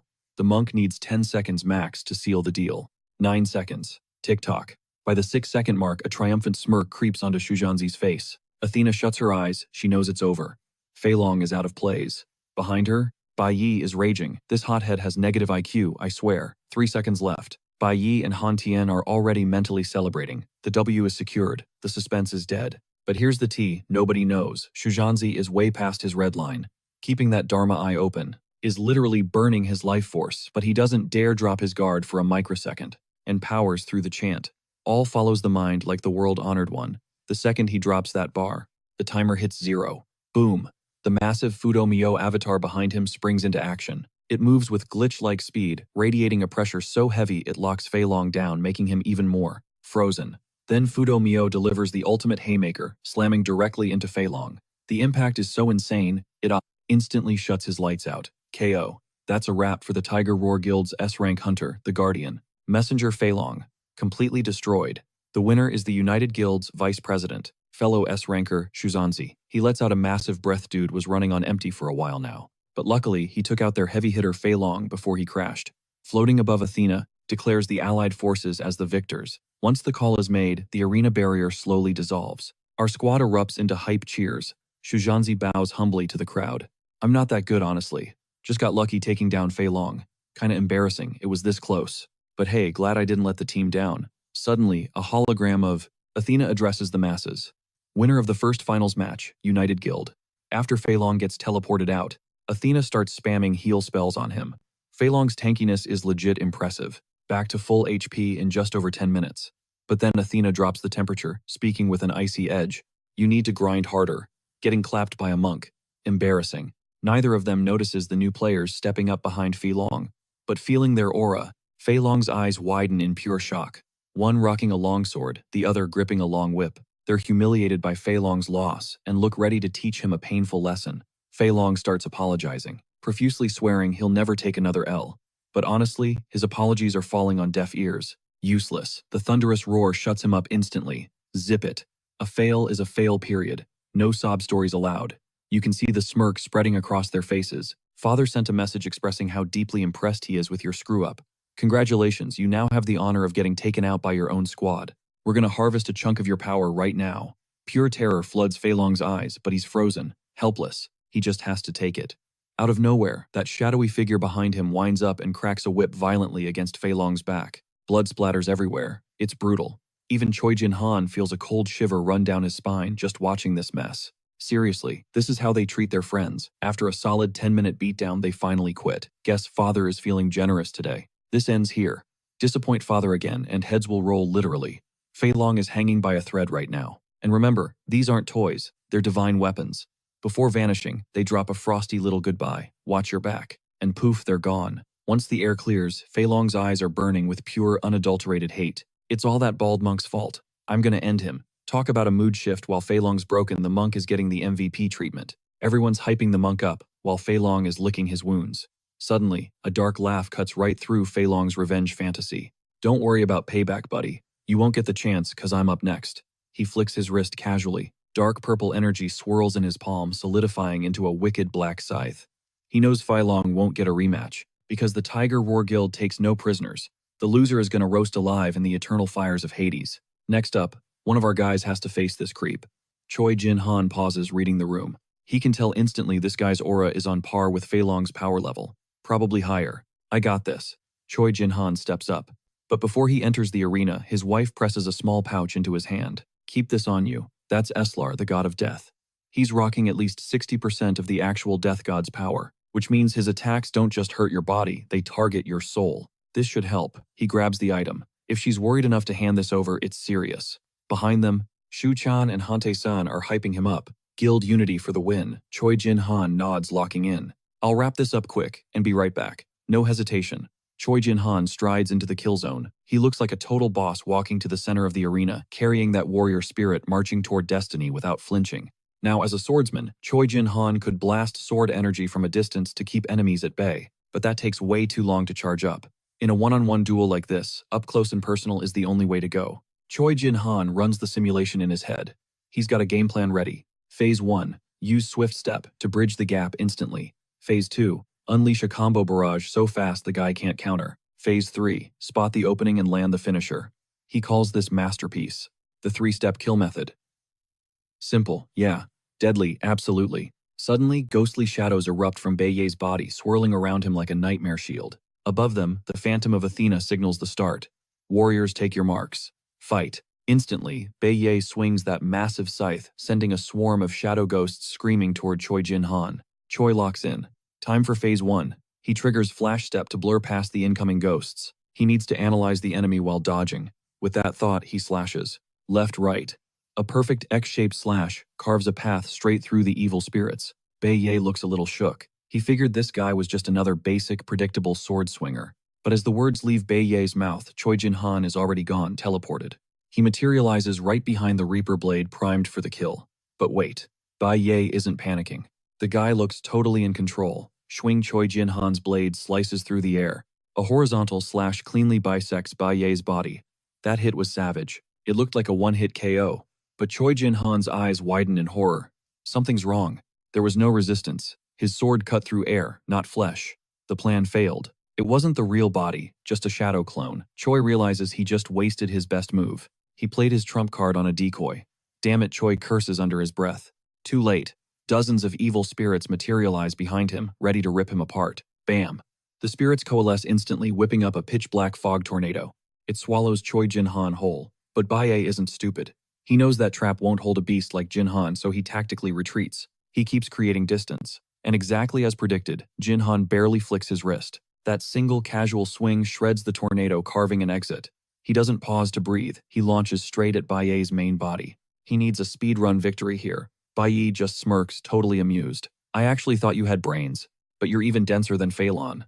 Guess this is your limit. The second those words drop, Jin Han snaps. He slashes instantly, cleaving Beiye clean in half. But here's the kicker. He fell for the exact same bait. That blade only hit a shadow clone, meaning absolutely zero damage. Landed on the real Beiye. But don't count him out. Jin Han's hearing is god tier. He's audio tracking Beiye's voice, instantly locking onto the real target's coordinates. Dude is relentless, buzzing around like an angry hornet, shredding through Beiye's shadow clones left and right. But every hit, useless. Beiye is practically wheezing. I'm gonna die of laughter at this rate. Never. Seen a swordsman this brain dead. Bro, don't you get it? My shadow clones are infinite. To prove it, Bei spawns dozens more instantly. They swarm Jin Han. Go ahead. Take a wild guess. Which one is really me? He exhales a blinding fog right at Jin Han. If you can't even see your enemy, you're trash. It's game over. Jin Han's gaze sharpens. He realizes the spam attacks aren't working. Since standard moves are failing, he's got to pull out the big guns. In a heartbeat, Jin Han drops into a weird stance. He grips his blade vertical center mass and his aura just explodes. It's massive. You seem confident. Think you can handle this. But that Tiger Roar S-ranker isn't about to let him power up like an anime protagonist. He rushes in, but whoosh whoosh, Jin Han counters, instantly obliterating the incoming shadows. Watching from the stands, Athena is convinced Jin Han is cooked. 0% win rate. But then she notices something weird. Jin Han's wife, she's ice cold. Totally calm. Not a single drop of sweat. For a low tier, that confidence is suspicious. They're definitely hiding an ace. Up their sleeve. Back in the ring, Jin Han shifts to an attack stance. Now Bei is interested. Got a new trick for me. Suddenly, Athena's eyes go wide. She screams a warning to Bai, telling him to watch out. The second she yells, Bai feels the shift too. Something's wrong. Jin Han vanishes into thin air. He takes 4 lightning-fast steps and teleports right behind Bai. His eyes are blazing with pure fire, leaking intense, murderous intent. This is his ultimate enlightenment technique, the octuple step. It's absolutely broken. 8 consecutive jumps, and here's the catch. His speed doubles exponentially with every single leap. He used this before to outrun that vengeful spirit, but now Jin Han powers up his legs. Swish, he's gone again. Completely invisible to the naked eye. He's moving faster than sight. By the time he flickers back into view, he's practically on top of Bai. Blade raised for the kill. Bai is shook. What is this guy? How is he still getting faster? In a panic, Bai throws a clone in the way to tank the hit. But Jin Han's eyes, they're locked on the target. Found you. Nowhere to run. Blink and Jin Han is suddenly right in Bai's face. That was jump number 5. He unleashes a massive sword beam, but damn, it hits another clone. 0 damage to the main body. But Jin Han resets instantly, reacquiring the target before Bai can even blink. He strikes again. Now Bai is legitimately freaking out. If his reflexes weren't S tier, his head would be rolling on the floor right now. But before he can even sweat, jump number 7 hits. Jin Han appears behind him, another miss. Bai's reaction time is actually insane. But Jin Han isn't just fast, he's got that hero-inherited power flowing through his veins. He maxes out his speed, aiming to crush Bai's spirit and decapitate him in one go. Clang metal grinds against metal. Jin Han called it, perfectly he's faster. Shutting down those phantom shadow clones is key. If Choi Jin Han maintains his speed advantage, he can absolutely clutch this W. But right then, a spectral warrior silhouette manifests out of thin air, looming ominously behind Choi Jin Han. Channeling his true hero heritage, Athena's expression goes instantly, stone cold. It's no wonder this guy leads a guild, despite not being S tier. That raw power alone puts him in the big leagues. You know people have theories about the tower's origins, but the biggest one, the tower, is basically where human history crashes into ancient mythology. History and myth are 2 sides of the same coin. If gods stand for mythology then, heroes are the living proof of history. But inheriting a hero's legacy, that is a totally different ballgame than being a god's chosen. While everyone grinds to get noticed by the divine, inheriting a hero is pure destiny. So in Athena's eyes, Choi Jin Han is one lucky dude. Bai cracks a sinister smirk. You really think you can take me in? CQC, a flesh and blood mortal, against the Reaper's scythe. You're dreaming. But here's the tea, despite rocking that death god weapon, Bai's actual combat skills seem kinda mid. Choi Jin Han smells blood. He's confident he's got this in the bag. Reach range coverage. Choi's got the upper hand. Bai is totally outmatched. But that's a divine weapon we're talking about. Humans can't just master that overnight. Bai winds up a savage swing and slams it. Straight down, but that move, massive rookie mistake. It leaves him wide open. Mockery flashes in. Choi Jin Han's eyes. Guess your god didn't teach you how to use that toy. Right then, Bai finally snaps. In a split second, Choi Jin Han's blade thrusts straight through his heart. Bullseye. Choi laughs. Thought you could dodge with that cheap trick. Too bad that was my 8th jump. Watching from the sidelines, Hansen hypes him up. That's our guild master. Securing the dub that fast, but then his mom's voice cuts through the celebration. Don't celebrate yet. That hit, 0 damage. Back on the battlefield, a creepy laugh bubbles up from Bai. That victory face of yours, hilarious. Choi freezes in shock. Wait, didn't I land that? Does his phantom shadow skill have 0 cooldown? Bai cackles maniacally. I never said I could only swap with spirit bodies. You just assumed that all on your own. As he speaks, his hand is already phasing toward Choi's chest. He clamps down, gripping Choi Jin Han's heart the moment he solidifies. It's game over. My dad senses the massive red flag instantly. This is bad. Without hesitation, he kicks back, barely escaping the kill zone. But this time, Choi Jin Han totally underestimated this guy. That last exchange marked him with the mark of the underworld Lord Bai's ult, caught him completely lacking. He can shift into an ethereal spirit form, literally dissolving his physical body. Right now, Bai looks like the Grim Reaper, straight out of hell. 4 marks and your soul belongs to me, my little puppet. But honestly, I'm not gonna give you a second chance to run. Next hit, I'm crushing your heart. Suddenly, Choi Jin Han spots it, the Hades seal, right on his chest. Once it hits stack number 4, he turns into a Hades specter. Choi Jin Han is in a serious pinch now. Getting close means physical contact, which means more stacks are inevitable. Even a beast like Choi Jin Han is struggling. Bai's ability is a total nightmare matchup. He grips his sword hilt so hard it starts creaking. His 8-step jump is still on cooldown, and he's dying to unleash his finisher. Bei laughs. I'll admit you've got talent, but at the end of the day, you're a nobody. Boom, he launches himself at Choi. Since Bei is in spirit mode, he's burning mana and takes bonus damage from magic. But Bei, he got lucky. His opponent is a pure physical build, making Choi Jin-han's attacks useless. As Bei closes in, his claws creep toward Choi's shoulder, but Choi Jin-han's reaction time is insane. He snaps back the second his senses tingle. Bei bursts out laughing. You're fast, I'll give you that. But it's hopeless. Instantly, he moves. The Reaper's scythe blurs through the air, aimed straight for the kill. It connects, slashing deep into Choi Jin-han's right shoulder.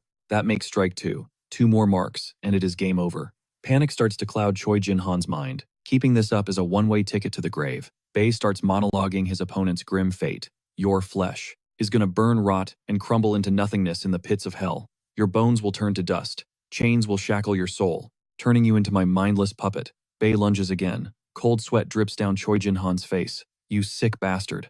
In a split second, Bei teleports right into his blind spot. Landing mark number 3. Choi Jin-han scrambles back, swinging his blade wildly, but it passes right through like he is cutting smoke. Physical attacks are totally useless. Choi Jin-han switches gears, desperately kiting Bei to create some distance. But the villain sees right through the play. You think you can stall until my spirit form runs out of juice. Too bad.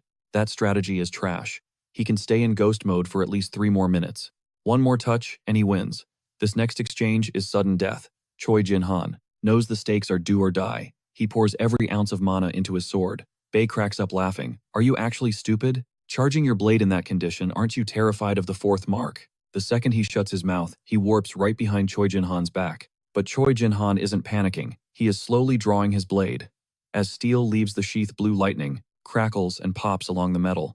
With every inch revealed, Bei thinks he has this in the bag. Swords and fists can't touch him, and he just needs to land one tiny tap. But as Bei moves, Choi Jin-han matches his speed. He remembers the small pouch his wife gave him. Thank God for that clutch gift. Choi Jin-han has been prepping for this exact second. This hit is going to be fatal. Pure killing intent floods his gaze. He executes the 8 steps jump, flashing in front of Bei for the slash. As Choi Jin-han's sword slides smoothly back into its scabbard, Bei's head slides right off his neck. Clean cut, instant elimination. Meanwhile, across the map, the main character finally makes his grand return. He is sprinting, like a madman. He got the intel that his parents are in serious trouble, but guarding the arena is an exceptionally cracked triple S rank hunter. You better hurry up or this is gonna have a boring ending. Back on the battlefield after dropping Bei, Choi Jin-han is ready to take a victory lap. But Shishang senses a disturbance in the air. The dark energy is spiking uncontrollably. A massive wave of black magic erupts from Bei's corpse. Choi Jin-han whips his head around only to see pure terror plastered on Bei's severed head. Bei looks like he is staring into the abyss. Suddenly a skeletal hand rips through reality and the skeleton demon king steps out. You lost. How pathetic. Choi Jin-han goes on high alert. What is this monster? His mana pressure is off the charts. The skeleton demon king completely ignores Choi Jin-han, reaching down to pinch Bei's severed head between his fingers. I gave you power. To win this fight, your loss proves you are garbage. With a sickening crunch, the demon king squashes Bei's head like a grape. Everyone dies here. His eyes widen in shock. Is that Hades, the skeleton demon king? Desperate, he flares his remaining energy and charges the boss. Han's instincts are screaming. Attacking now is literally suicide. Hades looks at Choi Jin-han like he is a bug. He barely squeezes, locking Choi Jin-han in an invisible grip. Stupid human, you really don't know your place. Watching this nightmare unfold, the guild members try to rush in for a rescue, but a spectral Athena blocks their path.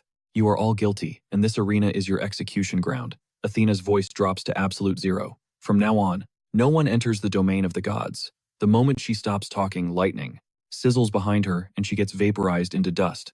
This completely stuns the 2 Tiger Roar guild members. Look up, someone is dropping from the sky. That someone is me. I smash right through the barrier with my weapon even though I have zero clue what is going on. Perfect timing.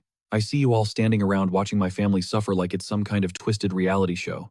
I know exactly what went down. You want to fight? Fine. Come at me, all of you at once. Rewind 3 minutes. Skeleton King Hades has possessed Choi Jin-han's body. Mom screams out in pure terror, Hyukdu. It's all up to you. My eyes ignite with bloodlust as a jagged spear of lightning crackles to life in my grip. Without hesitation, I hurl the bolt straight at Hades' skull. The Demon King snaps back in a rage. You might have breached the barrier, but your father belongs to me now. Meanwhile, Hante-san slams the ground. Forget the rest. Secure the boss now. Gravity takes hold, but before I hit the dirt, a massive stone pillar shoots up, launching me back into the action. Good looking out, Tae-san. I owe you one big time. After I bury these guys, I kick off the stone with explosive force. Target locked the skeletal arm. Even Hades looks rattled. Crack. I shatter the bone with a single devastating strike. Hades howls in agony. You, wretched brat, how dare you sever my limb? I ignore his whining, break his grip, and snatch my father to safety. My killing intent is so thick you could choke on it. As long as I'm breathing, nobody else dies today. And none of you are leaving here alive. Hades roars, but he's powerless to stop me. Honestly surprised Dad held out this long. But this bag of bones, he's not even a threat. The real monster is the guy watching from the sidelines, the one controlling the lightning. That guy is on a whole different level. Strongest opponent I've sensed since crawling out of the abyss. But here's the kicker.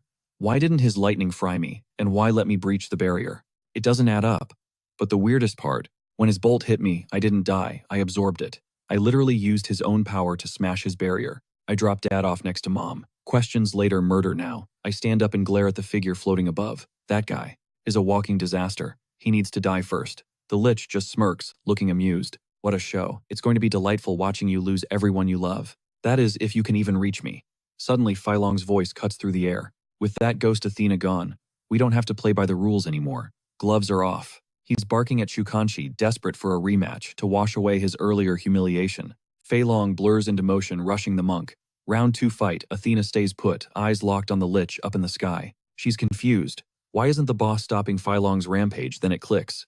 Is he testing the kid's true power, realizing the play? Athena summons her longsword and shield.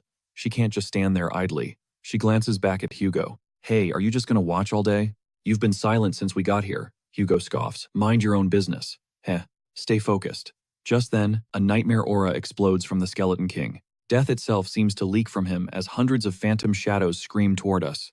Honestly, this Skeleton King is weak sauce. But I can't ignore him. He might target my family. Hante-san shield, my parents now. Hearing the command, the big guy punches the earth. Massive slabs of rock erupt from the ground, encasing them in a fortress. Within seconds, the defensive wall is up.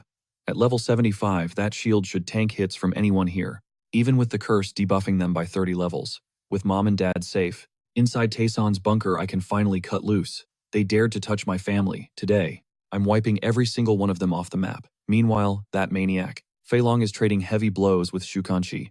He's powered up and actually pushing the monk back. Suddenly, Fei Long's eyes go wide as I flicker into existence, right above him, primed to strike. You're annoying. You die first. 6 dragon heads erupt from Fei Long's hands. Insane speed. Dude just glitched in front of me like he teleported. Come at me, bro. Let's see if you survive these jaws. Split second later, my leg connects. Straight into Fei Long's gut. Crack. That's the sound of his entire skeletal structure shattering into dust. So much for being cocky. One kick sends Fei Long launching past Athena, leaving her completely shook. One hit. Just one kick to drop her precious double S rank warrior. Athena starts losing her mind, screaming curses. Useless trash, can't even tank one hit. With Fei Long out of the picture, Shukianzi breaks free. I signal him to handle those spirit entities as soon as possible. His karma is the perfect hard counter for ghost types. Shukianzi claps his palms together and starts chanting, "Go all out, I've got your parents covered." A blinding golden aura bursts from Shukianzi, locking down the phantoms and burning them with purification. Situation stabilized, check. Now I step up to intercept Athena. You can practically smell her panic rising. She knows Baigui's spirits are no match for that monk. She needs to end this fast. She hurls her shield, without hesitation, but I snatch it out of the air with one hand. Zero recoil. Didn't even budge. Pure killing intent floods her eyes. But deep down, she really doesn't want the smoke with a monster like me. Too bad. She's got no choice. Honestly, her moves look like beginner-level tutorials to me. I block her strikes like I'm swatting flies. Now, my turn. I lock her body down. And with her own shield in my grip, she's done for. I smash the shield's edge straight into her elbow. Snap. Shattered. Then I slam the shield brutally into her nose. Thanks for the weapon, lady. Only right, I return the favor. Yeah, I proceed to absolutely wail on her with her own gear. Something about this woman just makes me sick. So I show zero mercy, putting max power behind every single smash. After 3 minutes of straight beatdown, her face is unrecognizable. Suddenly, a voice booms from the sky. You useless idiots, completely worthless. Lich extends a hand, summoning a crackling arc of lightning. Did you forget you're still under the weakness curse? Until that curse master dies, you're nerfed. Your combat power is capped at level 70. How did you expect to beat a level 100 rookie like that? Then Lich's eyes lock onto the stone wall behind Shukianzi. Shukianzi freezes in total shock. He never imagined Lich packed this kind of god-tier power, and the worst part, he's aiming right at Yugdo's mom. Shukianzi slowly peels off his blindfold. He knows it's reckless, but there's no other play here. Next second, he reignites his celestial eye. He has to manifest his weapon form instantly to block Lich's strike. Shukianzi fires up the celestial eyes, but Lich up above isn't waiting for him to finish his spell. Watching that insane energy build up, cold panic grips Shukianzi's heart. Die, you losers. Getting fried by my lightning is your destiny. The beam blasts forward. The power is off the charts, countless bolts of electricity converging into a single point. Boom! The bolt slams into the stone barricade Hande-san put up. My heart's racing. I have to intercept that beam before the wall crumbles. But it's too fast. Just as I pivot, the stone wall is already history. Shattered. The barrier collapses, meaning my parents are buried under all that rubble. I force my eyes open and spot a hand reaching out from the debris. It's my mom. Her hand trembles in the air, then drops limp. My blood runs cold. This can't be real. I sprint toward her like a madman, but suddenly a shield comes flying at my face. Athena. I punch it with pure rage. Get out of my way, bang. The shield goes spinning wildly through the air. But here's the kicker. My arm actually took damage from that impact. Looks like her limiters are off. Her power just spiked straight to level 100. Athena is absolutely seething. Enjoyed beating me up earlier. Now it's my turn to return the favor.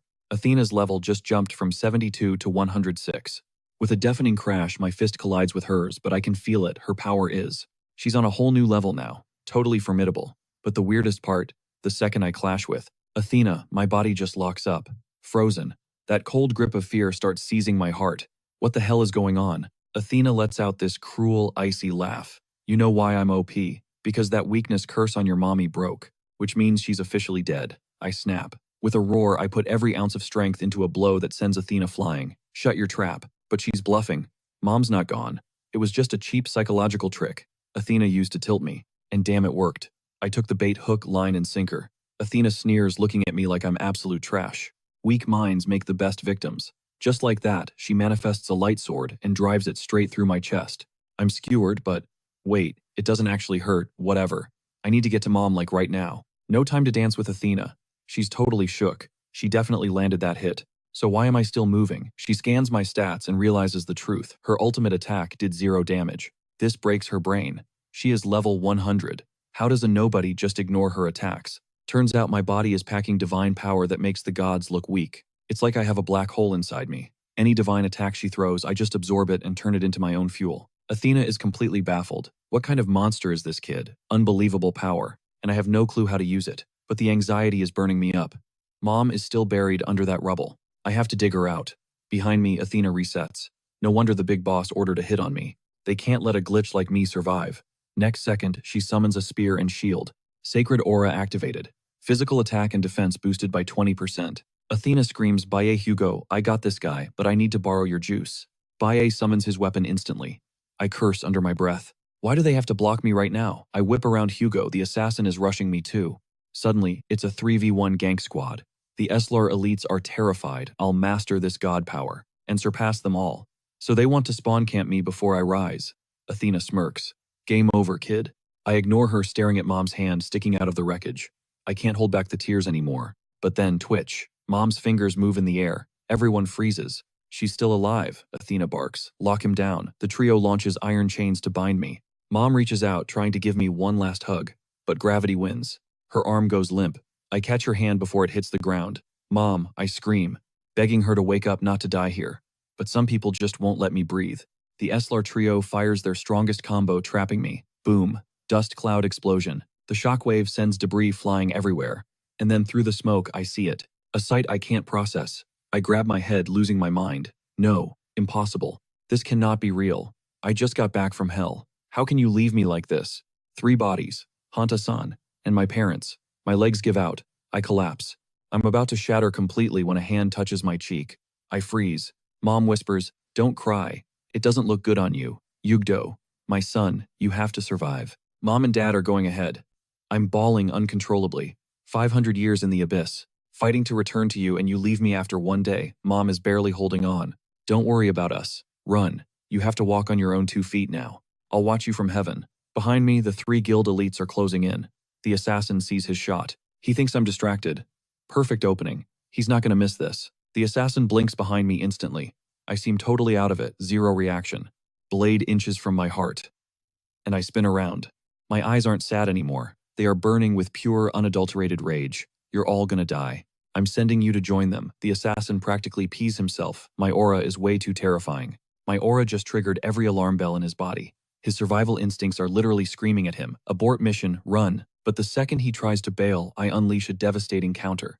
The impact is so insane it shatters his divine-grade sword like it's made of glass. That striking power is completely out of his league, and he knows it. Realizing he's unmatched, the assassin makes a split-second call, funneling all his divine energy straight into his legs. He's trying to speed blitz his way out of the danger zone, and honestly, the guy is fast. In less than a blink, he teleports right next to Athena. He really burned his ultimate just to run away. Even Athena is shook witnessing this. Her face says it all. You have got to be kidding me. One punch snapped that blade in half. Athena instantly takes flight, barking orders from the air. Nobody engage him head on.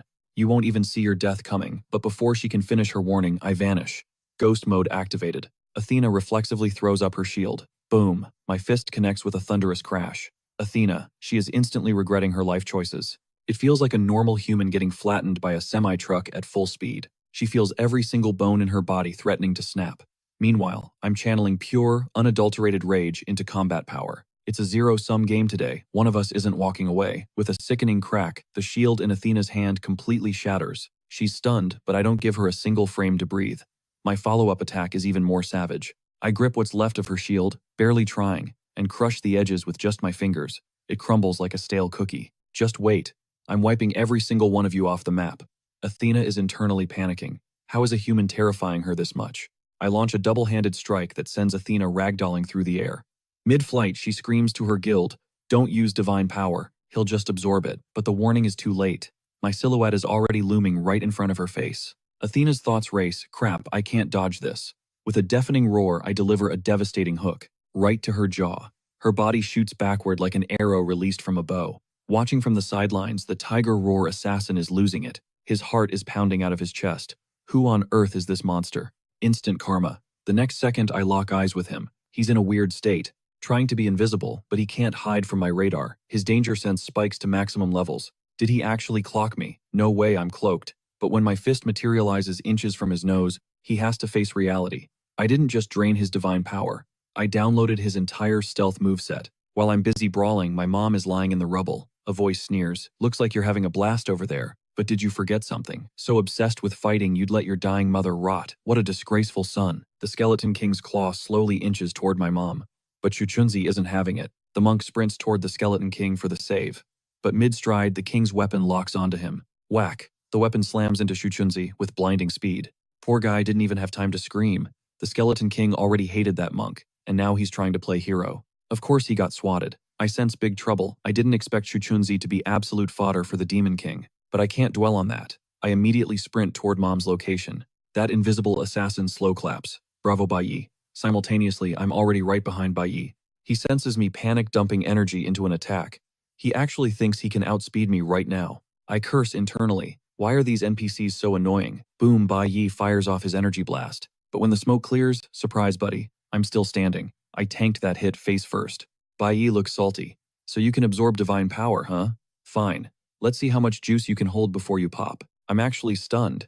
Is he seriously trying to overload me with attacks? No hesitation. The next second, Baiyi confirms he's exactly that stupid.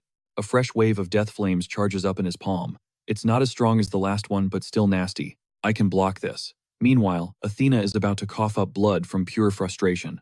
This skeleton guy isn't helping. He's literally a feeder handing me free XP, but then that snake of a woman eyes a strange stone tucked under her arm. Since magic is useless and I'm destroying them in melee, she's realizing she needs a plan C. But right now, I'm consumed by bloodlust. If you've got something, bring it. Your attacks are trash anyway. I brace myself, mobilizing every ounce of strength to tank whatever they throw next.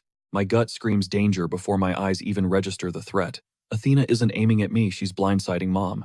Massive chunks of concrete rain down instantly. Gotta hand it to her, this goddess is as twisted as she is brilliant. Since raw divinity bounces off me, she's improvised, supercharging rocks with god-tier energy. At that velocity, they aren't stones, they're kinetic warheads. If I can't break you, I'll shatter the frail woman behind you. Try and stop me, hero. Her words are ice in my veins. I don't care about the physics or the pain coming my way. I throw myself in the line of fire, becoming a living shield.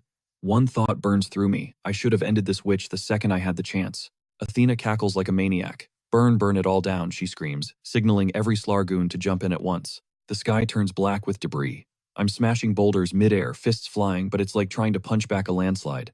I'm fast, but I'm not omnipresent. Thud, thud. Sickening impacts echo as jagged rocks slip past my guard and slash Mom's face. Tears mix with blood on her cheeks. She hates being the anchor dragging me down. Go, she wheezes. Save yourself. Not happening. I'd rather die standing right here. If I can't even shield my own flesh and blood, then what's the point of breathing? As I scream my defiance, a chilling metallic laugh cuts through the chaos from above. Oh, how touching. This little family reunion is so sweet it's making me want to puke. Lich summons that glowing divine blade again. You might be a sponge for holy energy, kid, but you've already lost this war. The sword of Atropos materializes in his grip. Let's wrap up this boring little drama, shall we? It's the legendary relic of the Three Fates, a weapon designed to sever the very threads of destiny. It slices through divinity like butter. Lich starts morphing the blade, twisting it into a massive arrow. He's betting everything on this, convinced that while I can eat magic, I can't digest fate itself. He aims to snip my lifeline and erase me from existence. Down below, Shuchunzi finally snaps back to reality. He looks up, eyes widening as the sky crackles with apocalyptic lightning. Pure terror grips him. That energy looks hungry enough to swallow the world. Staying put is a death sentence, so he scrambles to his feet and screams his lungs out. Yugdu Bail. Now, nobody tanks a hit like that, not even you, but Shuchunzi is so busy playing crossing guard that he misses the shadow creeping up behind him. Stupid monk, a voice hisses still. Got time to worry about others while your neck is exposed. I hear the warning, but my feet are rooted to the spot. Every instinct is screaming. What is that energy? Even with my durability, taking that hit head on feels like suicide. Suddenly, Mom's voice cuts through the noise. I whip around. Mom, hang on, we're gonna make it. Just trust me. But as I look at her, she presses a small pouch into my hand. Her eyes are heavy with sorrow. We barely had one day together, my son, and now death is knocking. I have nothing left to give you but this. Please take it. Know that we always loved you. Boom. The sky tears open. This isn't normal lightning. It's the Atropos blade in pure energy form. When it hits the ground, doesn't just break, it vaporizes. Absolute annihilation. High above Lich, watches the dust cloud with a smug grin. The arena is gone, replaced by a crater that looks like a meteor impact. 0% chance of survival. Ding system notification, sacrifice to Zeus complete. Deity satisfaction high, job done Lich. Floats down, landing next to Athena. She eyes the crater suspiciously. Is the brat actually toast? Lich waves her off. Relax. Zeus already sent the receipt for the sacrifice. We have bigger problems. He barks orders to his squad to lock and load. We just slapped every other guild in the face. Get ready for a bloodbath, because war is coming. Meanwhile, my limp body is catapulted into a dark pool. I'm sinking like a stone, plunging into the abyss. My HP is critical. I'm wrecked. Paralysis sets in. I can't twitch a muscle. But down in the murk, I'm not alone. A shadow is gliding, straight toward me. A mysterious hunter grabs hold. As my vision flickers in and out, I spot a silhouette wielding a long blade, dragging me by the ankle through a submerged tunnel. My brain is rebooting, totally blank until flash. Mom's agonizing face hits me. My eyes snap open. The memory downloads instantly. I watched it happen. I saw my parents executed right in front of me. The grief hits harder than the lightning. I swore I'd be their shield, and I failed. Another failure. Great. The hunter looming over me drags out his words like he's bored. About time you woke up. Grown man crying like a baby. Pathetic. I stare him down, demanding answers. Who is he? Why save me? He just ignores me. Cold. His eyes pierce right through me. I cling to one shred of hope. Did the lightning knock me out? My parents. Are they alive? But he just looks at me like I'm trash. Pure disgust. You were supposed to be the chosen one. Now look at you. Weak. He drops the hammer. Face facts, kid. Your parents are dead, and it's all your fault. Shock freezes me, then rage takes over. I swear it on my life. I'm going to slaughter every single member of the Tiger Roar Guild. I try to bolt for revenge, but the hunter clamps a hand on my wrist, tells me to follow him. I yank my arm back instantly. Let go, I'm killing them right now. He doesn't budge, so I swing at him, full force. Big mistake. He catches my fist like it's nothing. That's when I realize. My power, it's gone. He's done playing nice. You got some nerve screaming at me like that. Bam, he smacks me right across the face. Is that how you thank the guy who saved your life? Throwing hands at me. Who do you think you are? His face goes dark. Right now, I'm way out of your league. I saved you, but I can snuff you out just as easily. My mind goes totally blank. How did I get this weak? He spells it out. The sword of Atropos severed your link to the divine power. No blessing means you're just a regular mortal now. Get it through your thick skull, kid. He unslings the massive greatsword from his back, holding it right in my face. This is the key. This is how you reconnect with the power inside you. So you're coming with me. You don't have a choice. We're going where they can teach you to actually control this stuff. Moron. You were sitting on a gold mine of power before, but you were clueless. Didn't know how to use it, so a few slar grunts took you down. Pathetic. He barks at me to get up. We're moving. It's the only place that can fix you. My fists clench so hard my knuckles pop. The rage is about to explode out of my chest. I nod. I'll go. It's not like I have a choice anyway. I drag myself up and mutter a quick thanks. Then he throws me a curveball. Don't get it twisted. I'm not the good guy here. From here on out, I'm your enemy. Watch your mouth. Suddenly, a voice cuts through the tension. It's Yutansi. You're not taking him anywhere, he shouts. Not until you tell us who you really are. That's the son of my fallen friends. He stays with me. Seeing Yutansi standing there, relief washes over me. I didn't think he'd make it. He looks wrecked, apologizing for failing to save my parents. He explains that the divine power backlash blasted me underground, which ironically saved my life. The second he realized I was down here, he jumped into the abyss after me, saving his own skin in the process. And he found something my father's sword resting at the bottom of the water. That blade reminded him of his oath, a blood promise to my parents that he'd keep as long as he's breathing. Ciutansi steps up, blocking the hunter's path. If you're planning to use the kid's power for yourself, you'll have to go through me, the hunter sneers. A half-dead monk acting high and mighty. You think you scare me, Ciutansi slowly unravels his blindfold. I stopped fearing death a long time ago. Clinging to life is pathetic. But if I break my promise to his parents, I wouldn't be able to face them in the afterlife. The hunter sees Ciutansi's aura flaring up. He drops his hand to his sword hilt. All right then, how do you want to play this? You want to fight, I'll give you one. But you're the only one dying today. Before steel clashes, I shout out. Ciutansi, stop, I'm going with him. I clench my fists. I need revenge, but I'm powerless right now. This is my only shot. If it helps me awaken, I don't care if he uses me. I'll pay that price. Ciutansi looks stunned. How can you say that? What about your parents' memory? He hesitates, then sighs. Are you absolutely sure? If you are, I won't stand in your way. I nod. Slowly, he unbuckles the sword he found. Since your mind is made up, take this. Keep it close. Never let it go. It's the last piece of your parents you have left. My fingers brush the hilt, and a jolt goes through me. Pure familiarity. This is definitely my father's blade. It's heavy with his power, his legacy, a true hero's sword. Ciutansi watches me grip it, his face deadly serious. That weapon has seen generations of heroes. Every single wielder has left their mark, their very soul, inside that steel. But unlocking its true potential, that takes god-tier power. And right now you are way too weak to handle that kind of heat. It's not just a weapon, it's a living archive recording the legacy of every warrior who ever gripped it. Pops trusted Shutenji to safeguard this artifact, knowing the exact moment I'd need it to survive. My job is to protect it with my life. I give a sharp nod, message received. This is the final mission from my parents.